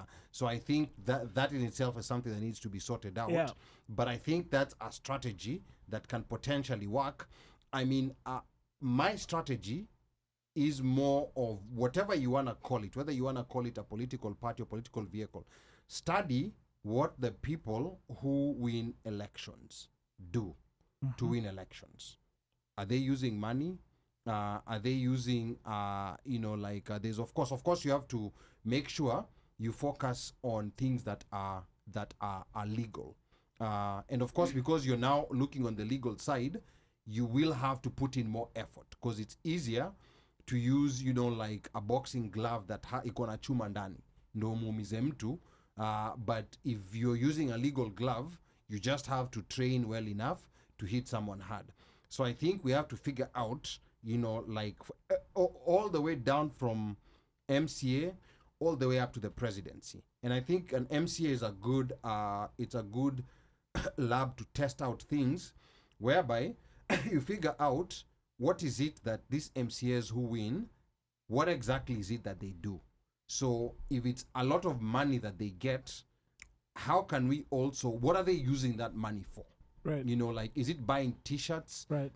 Is it, giving out handouts? So try to figure that out. Absolutely. And then just build an army of volunteers. So let's say, for example, you need 200 T-shirts. You have volunteers who can produce the 200 T-shirts without necessarily using the money. So I think once we start looking at those variables, we at some point will start to be able to get good candidates in power.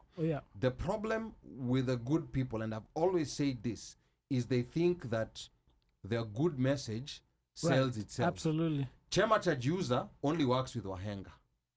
When it comes to Kenyan politics, it's quite the opposite. It's not even brown Kenya. envelope in Akuza. It's not even Kenyan politics. It's all politics. Absolutely. It's politics politics across the is- board. It's Absolutely. politics across the board. Politics is like seduction. And a good Right. person who understood that, it is. Politics is. is like seduction. By the way, unajua, with, nowadays us guys are good people. But back in our youthful days, let me tell you, let me kind of say seduction.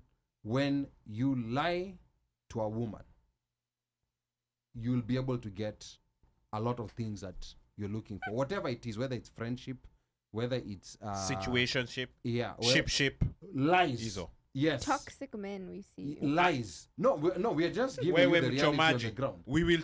We are giving you, we are Utaenda giving kwa you tips ukuta. here. Mtani Let me mute tell you mic. something. Utaenda kwa ukuta. We are Will you giving- mute my mic?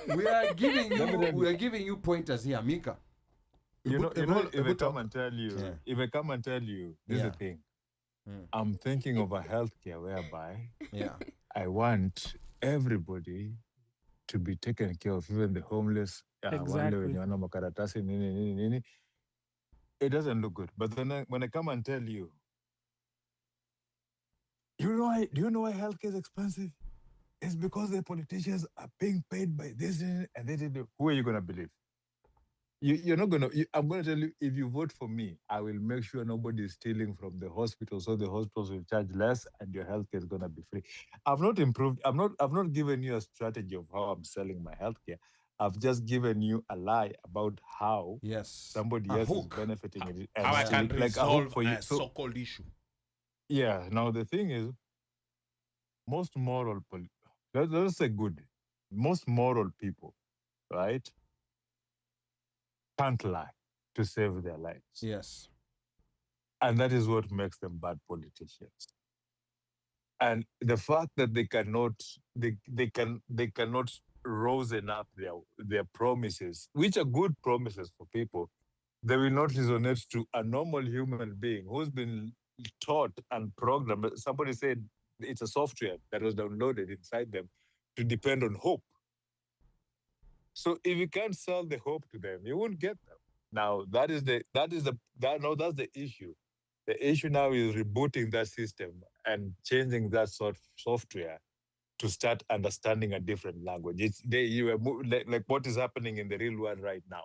We are moving from compute language to LLMs. Right. So that's what we have to do to our people. Again, we have to reprogram them, but we also have to try to reprogram our morally upright people, not to lie, but to get to know how to sell that message properly. There you go. There you go. Solid. And people we can learn from the good side, Obama, Mamdani. You see how Mamdani sold himself? Very simple messages, like very simple messages. And he was like, for example, on the Israel issue, and that's when most people got to know Mamdani. The traditional position was, like you hug Israel, like you hug them to death and pretend how you love them. Do you prostrate? Is it prostrate or yes? Where you bow down. Kiswahili inaitwa kusujudu. That one. Kwa Kiswahili inaitwa kusujudu. Unasujudu. Unawasujudia. Israel. Prostrate. Yes. Prostrate, not prostate. Yeah, I know. Hiyo ni kitu tofauti. Yeah, I know. Yeah. Prostrate, not prostate. Yeah. Tuendelee. What you said. So you see, he was very surgical in his message. Yeah. It was shocking, first of all. Yes. But then he clothed it in a way that he said, of course, I'm going to be going to meet the Jewish people. I'm going to go to their homes here in New York. I am going to go to their synagogues. Like I'm being voted for by the people of New York, not by the people of Israel. Not Israel. And that message resonated. So Mamdani is a good example. Obama. So I think those are the people that people need to study as far as marketing, is concerned, in a way that you're not, blatantly lying like what Kina Trump and Ruto are doing, but you're clothing your message in a way that's digestible and that resonates. Ali, I think that's a good example. Actually, kuna hiyo solution. I think that's a solution. Ngoja Luka malize alafu. Yeah. I think that's a very good example that also illustrates what we're trying to do here, right? Because Mamdani was a DSA organizer for a long time before he ran for office. Mm-hmm. And that's why he could run against a candidate who outspent him 12-1 in that race. And he beat him. It was because absolutely he had a good message that resonated. Mm-hmm. But he had an army of tens of thousands of volunteers who knocked hundreds of thousands of doors. And I can tell you firsthand, in democratic politics, usually when you have that, it's because you can pay for it. He didn't have the money to pay for that many volunteers. They showed up because DSA believed in what they were doing. Yeah. And it's because DSA has a firm ideology about what they're doing. Why they have a theory of change. Why should we support this person? It's someone who is going to support our agenda. If you don't get a candidate with a firm agenda, you will end up with an army of customers. The moment they are offered a better deal, they will take that. Yeah. So how do you create an army of true believers? You cannot do that. This is all I posit. You cannot do that without an ideology. You have to believe in what you're doing. And before you have to approach Kenyans with something that they can truly believe in. Mika. And the thing is, and I'm glad we've come to this, is that in Kenya, there are pockets of this that is happening. There are leaders in Kenya who right now, if you go to their constituency or if you went to campaign against them, you lose badly, no matter how much money you pour there, because of kuna kitu itoka kusikiza lugha ya ground na understand lugha ya ground, right? Somebody like Babu Owino, Ndindi Nyoro, Sifuna, these are leaders who their vote, no matter where they go, is how they know how to communicate and talk to the people and how to articulate that language in a way whereby even in service delivery, it's usually their people first. Kivuta Kibwana is another example of such a leader. Like, these are leaders who we should, like, this is politics that we should be studying and using that as a blueprint on how to marry this into the Kenyan politics. Somebody said here, we should understand how MCAs get elected. And I believe that is one of the biggest strengths you'll ever learn, because MCAs, you're voted by people who know you. Yes. Ni watu wa mtaa kwenu. Hata ukuje na pesa aina gani, but kama ujekuwa ukishughulika na vitu za mtaani. And if you've realized, MCAs wengi, either ukwa ni a young person, ama an older lady, I'm an older gentleman, and if you notice, it was somebody who was involved in community doings. And that is why MCAs in Kenyans are so powerful, because they know even if they go against a governor, there's nothing that governor can do to destabilize them from their bases. I think that's a good point, and I think what is there to learn is what are these people doing that resonates with their community? Right. Yes. What is it that they are doing that is building the social capital that they have? Right. Yes. And it's not for us maybe to replicate, but it is to learn the mechanisms. Why do people love this person? Yes. Why do people will show up for him? They will fight for him. They'll be at every rally. What is it that he has done for the people that makes him become a glue to them? And then that kind of organizing, that kind of social capital, I think those things are useful. And I think it's even more useful if you are organizing people for a sustainable cause, right? Absolutely. And So the social I think capital. you can learn what it is that people value. That is the values of those communities, and every community is different. Like the people in Nairobi and their MCAs, they know exactly what those communities want and need, and that's how they capture and build that social capital, and then repurpose it for whatever it is that you want to build, you know? Like an organization that has the means to copy paste that. How do you create that across a region? And especially out here in the diaspora, you and with our help, you also have to figure out where the people are, because you build social capital by going to where people are and not always asking people to come to you. So I'll give an example, Vitukama, graduations, when it's graduation season, divide yourselves as members of 625, find out how many people are graduating, attend as many graduations as possible. Those are places where you're going to connect with different families. Vitukama baby showers, baby showers. Ali, just go to one. Yeah, but it's a great point. But places like baby showers, I'm sure there are people within the group who love baby showers. Yeah. Go attend those baby showers. Don't even go far. Yeah. July 11th. Yeah, Gunpowder Park. Gunpowder Park. See, in the Baltimore. Kenyan wanaume wanachomea. How many Kenyans are normally there? Is it about 1,000? Yeah, about the 1,000. only one, the only one I would ask you guys to avoid is pre-weddings. Zizo hapo. Yeah. But Ali, you don't have to donate when you show Kenyans. up. You don't have to buy the flower. You don't have to buy the Those flower. places are dangerous unless you guys have a lot of money and you want to be. So I mean, that's kind of the point. Like Yeah. the organization gives you means so that not everyone has the money to like part of why MPs have that stock is because they will show up for every matanga, every whatever, and make a contribution. And people remember that. I might not like anything else about them, but when I need him, this person shows up for me. Rugby. So how do you show up? How do you build an organization that can show up for people in other ways that build social capital? But look, So we move also away from financialization of politics. No, that's handouts, true. You No, know? good thing here in diaspora, it's not such a. Yeah. When you go to places, people don't expect you to give them money. Right. Kituka, which is a benefit that we have. Rugby, you know, like Cape Fear. You know, like if LA7s comes up, you guys have to show up. Yeah, you guys have to show up. You know, so like that's it might a be great in New point York. because if we're planning this debate, we're gonna reach out to you and we'll be at the things you. What's rugby? What? do you know? I told you- Spell the word rugby. Are you Najua kuspell rugby. Are you You good? actually spell it ideology. So, So let and me then give you an when you example. show up, when you show up, you have to have let me an give you an interest. example. Yeah. Let me Mika. give you an example. You Yeah. see, now, like Memorial Weekend, right?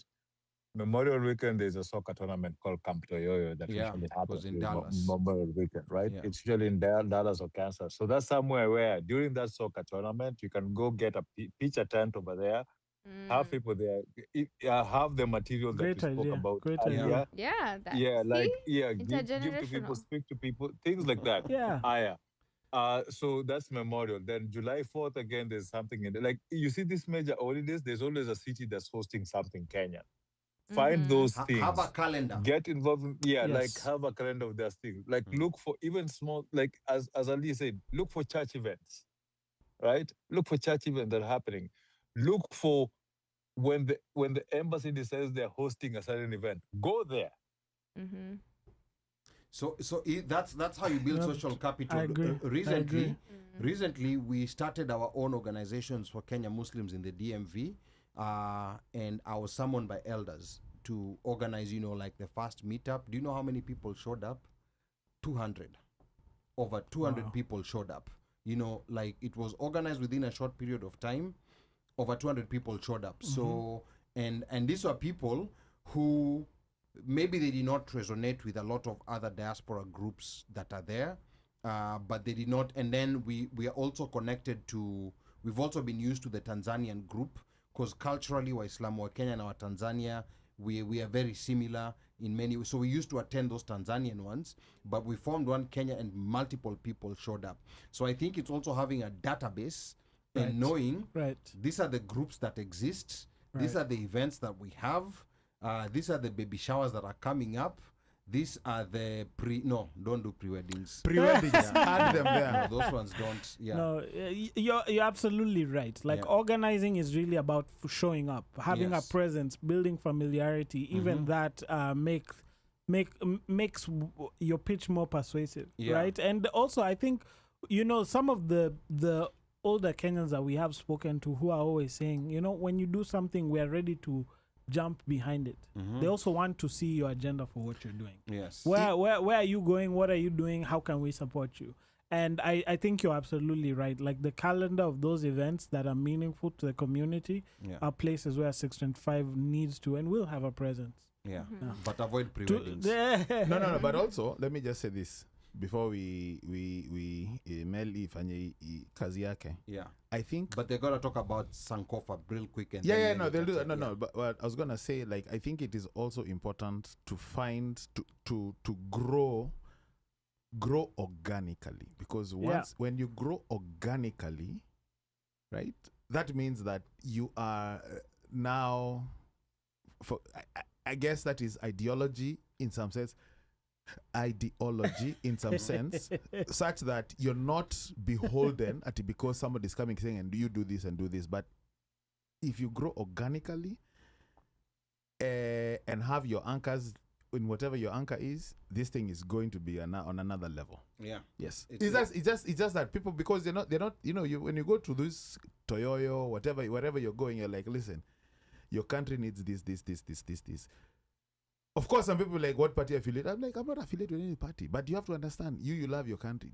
Do you have a problem paying $3,000 or being all the time being asked for $200 for a medical event?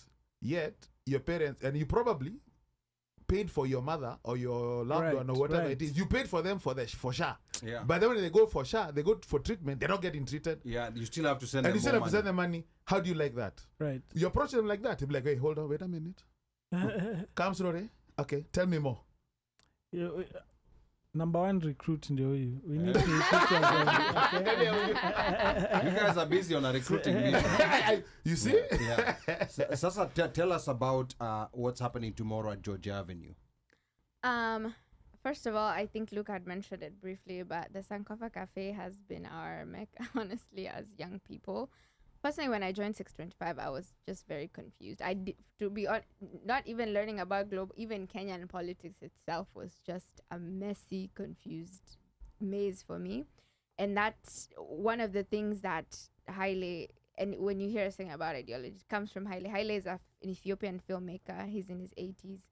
And he's like, you have to have that foundation first before you build everything else. And so he first pushed us to do politics of Kenya. Yeah. And every time we would come with historical facts, he would say, no, this is you can read this online. What I need you to investigate. Dig deeper. And he was very critical, but it was very important. He would say, no, this is thing. I don't want to hear about this. I want to hear what is underneath all of this thing. And I'm like, what do you mean? I don't know what any of this thing. So it's been a space for us. We hosted the politics of Kenya there. He had us do a play. We did the Dedan Kimathi play. Mukoma Thiongo came to one of our play rehearsals, which was really nice.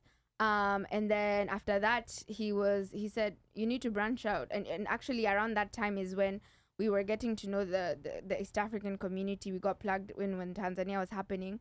Us and the Tanzanian teams held a protest at the Tanzanian embassy, and we got to meet a whole set of new. And we started thinking, all these presidents are working together. We need to know what the hell is going on in these other countries. We started a Uganda series, and we've learned so much about Uganda and how different in many ways it is from Kenya.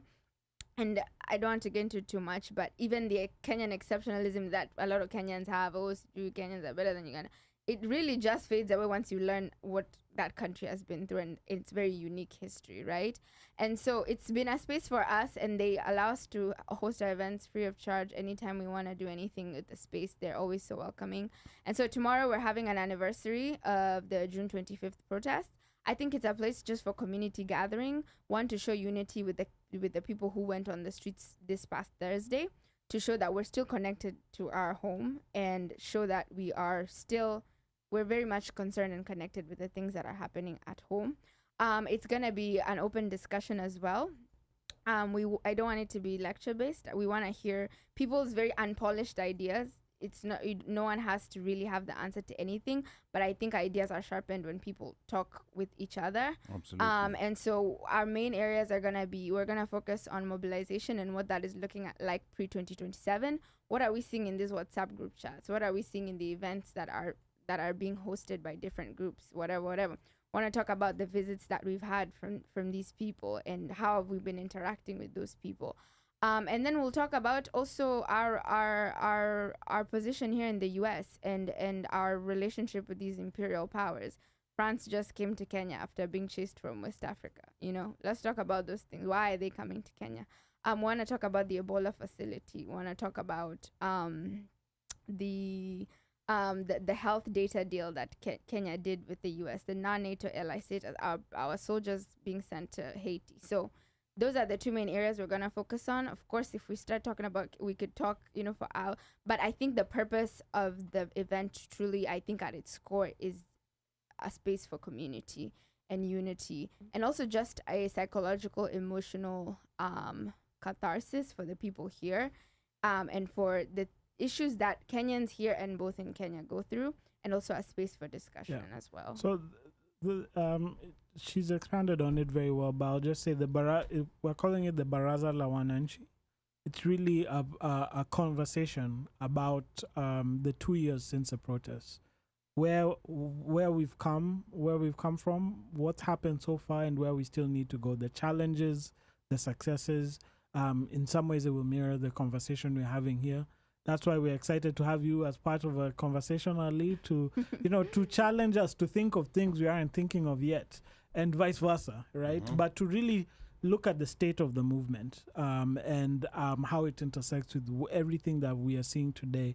And we hope that it can be a moment to reflect on, the Wazalendo who went out on the street and really challenged us to start having these conversations start organizing, start participating, and we want to commemorate that. We want to commemorate that event with a conversation with our members and our guests. So we'd love to have each and every one of you. Msigogope ideology. It won't be so.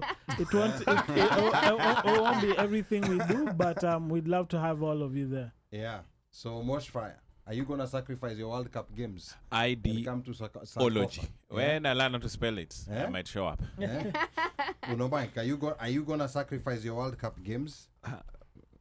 Mbona you guys are not sounding confident? No, it's because I already have a family engagement that I'm going to sell 625 to movement to join. You know, that's your excuse.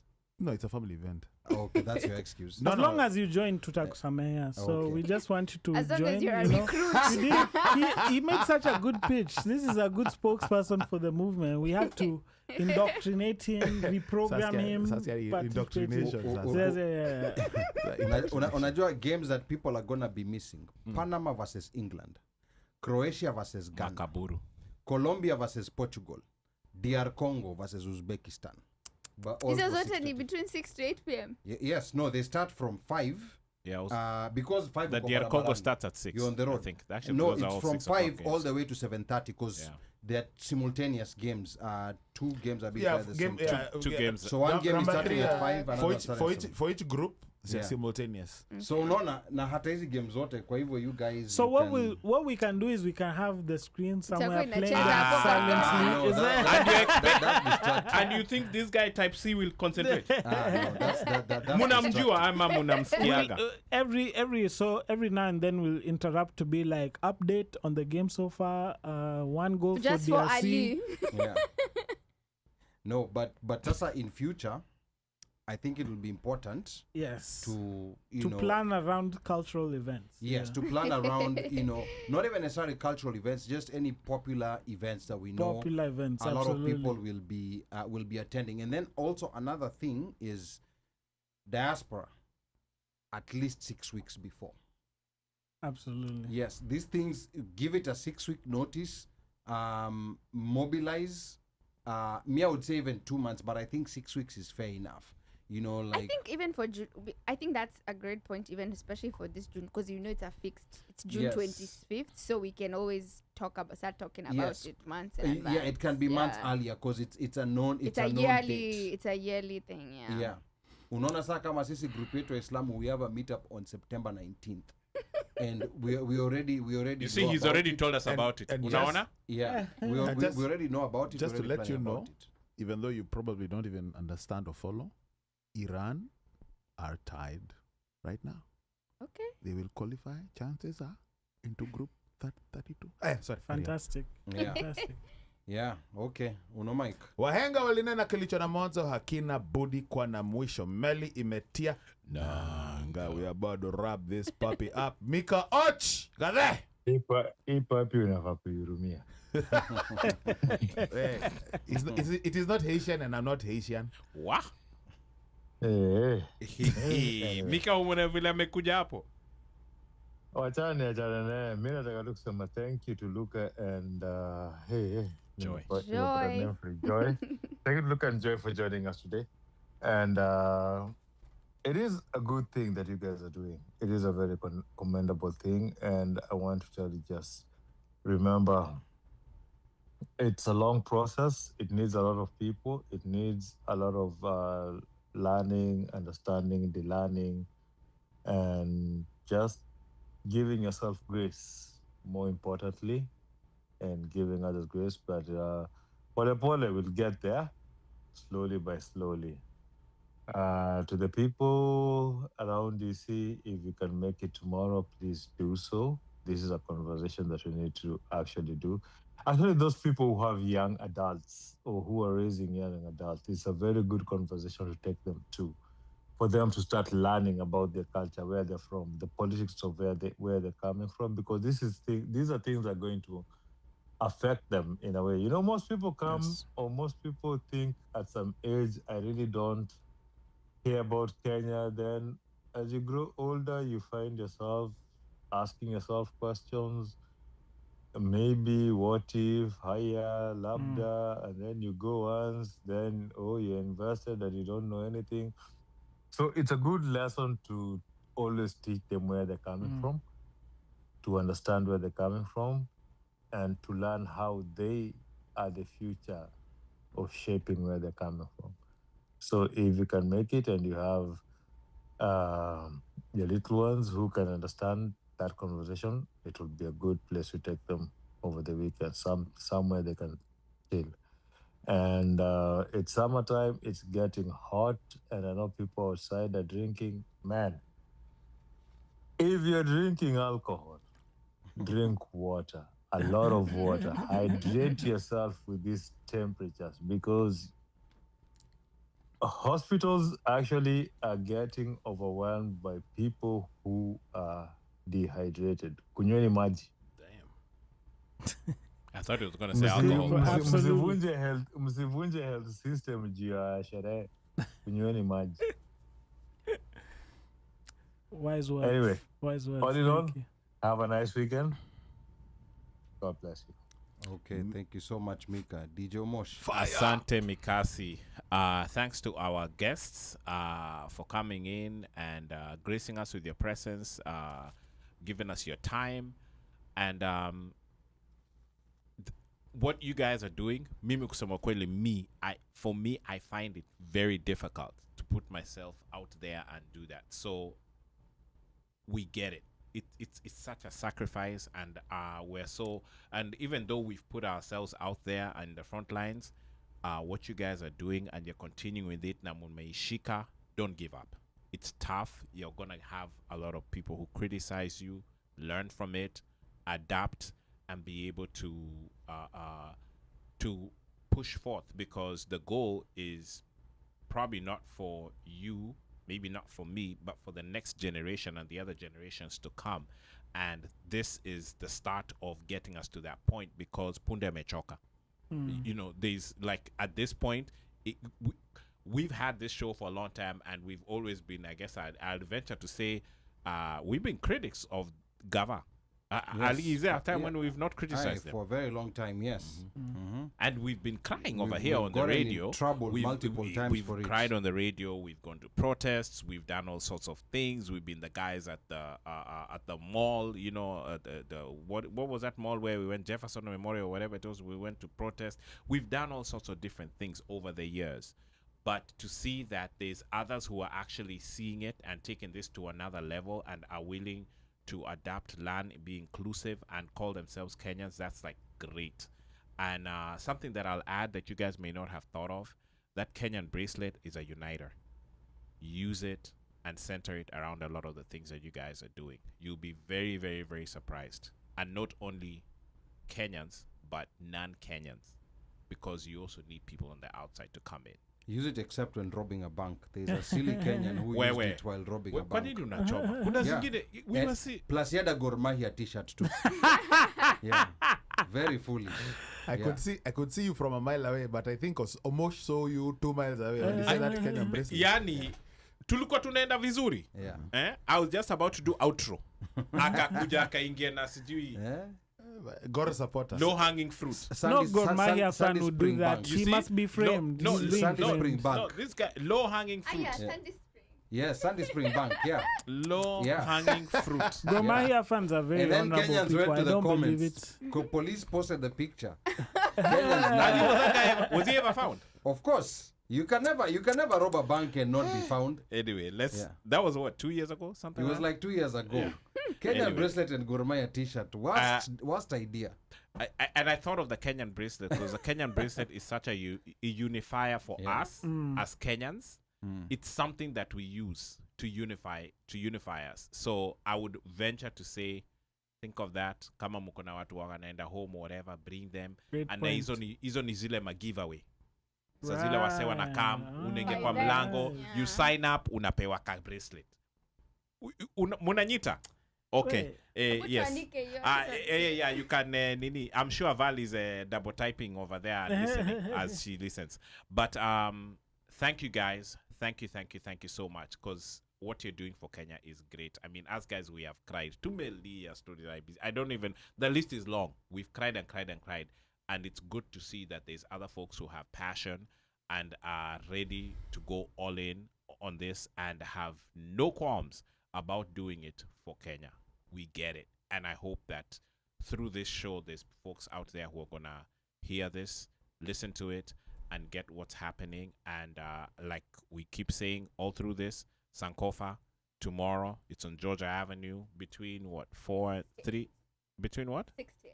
Between 6 to 8 o'clock. According to Ali, there are World Cup games. Me, I don't think there's World Cup games that time. But if I were you, just show up at Sankofa. Oh, no, Ali, Yeah. umechoma. Unaona? Me, I'm just Number saying. 2, Yeah. umechomaji. Anyway, so between 6 and 8, Sankofa, Georgia Avenue. That's in DC. It's not in Silver Spring. Georgia Avenue. I think it's In like DC, the yeah. what, the 3,000 block or something, 2 to 3,000 block. Or am I wrong? Of Georgia Avenue. But you can look up Sankofa and just show up. Even if you come, have a coffee, and then you find out 1 or 2, 3 things, and next time when there's something else that you really, really have time for, this is the beginning. And we just have to keep pushing the word out there. Thank you. See you guys. Not next week.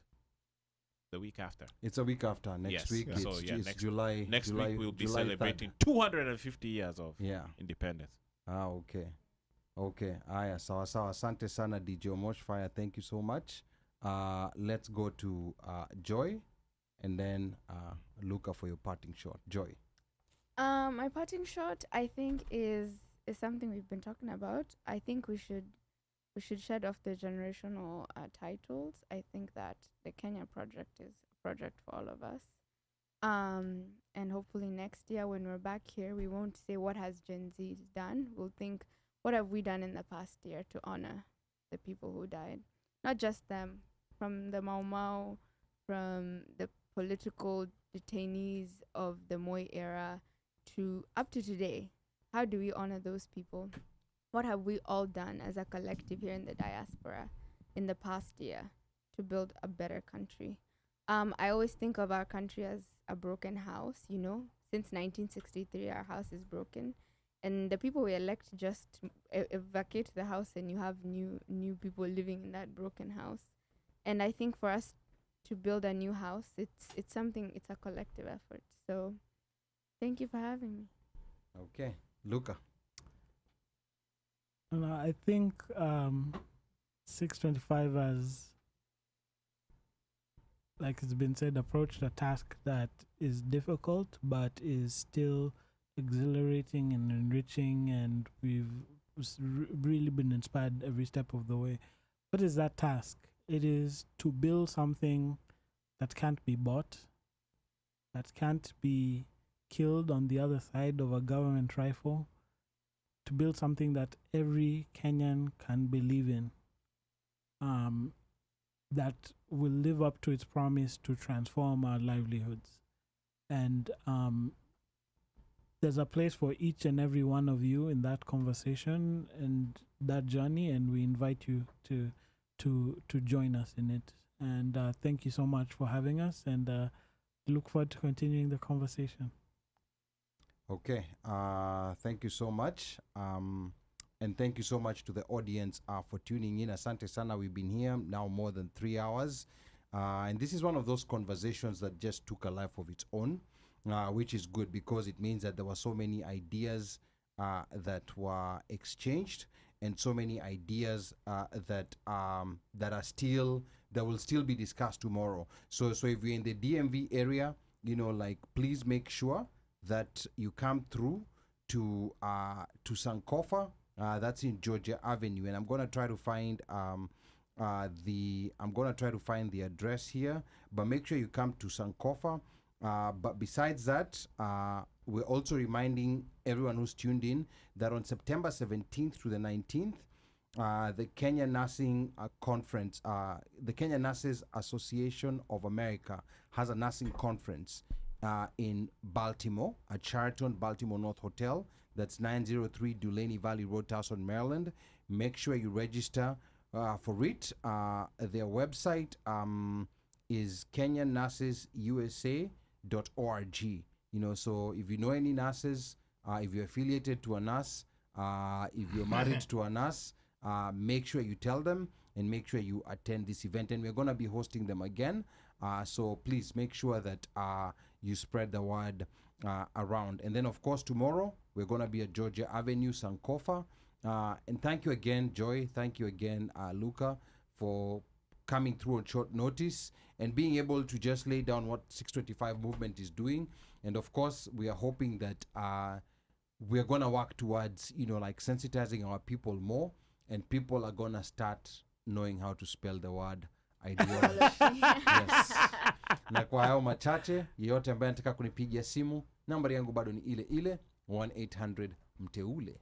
Operator akishika simu, mwambie unataka kusema na mjukuu, na akikuuliza ni mjukuu yupi, unamkumbusha ni mjukuu yule yule wa Masai, because I'm Kenyan by blood, American by design, Masai by choice. Sichagui, sikagui, na sibagui. Kwaherini. Aiden, Daddy loves you. Jerry, Daddy loves you. Nemo, Daddy loves you. Until next, the other time. Be blessed.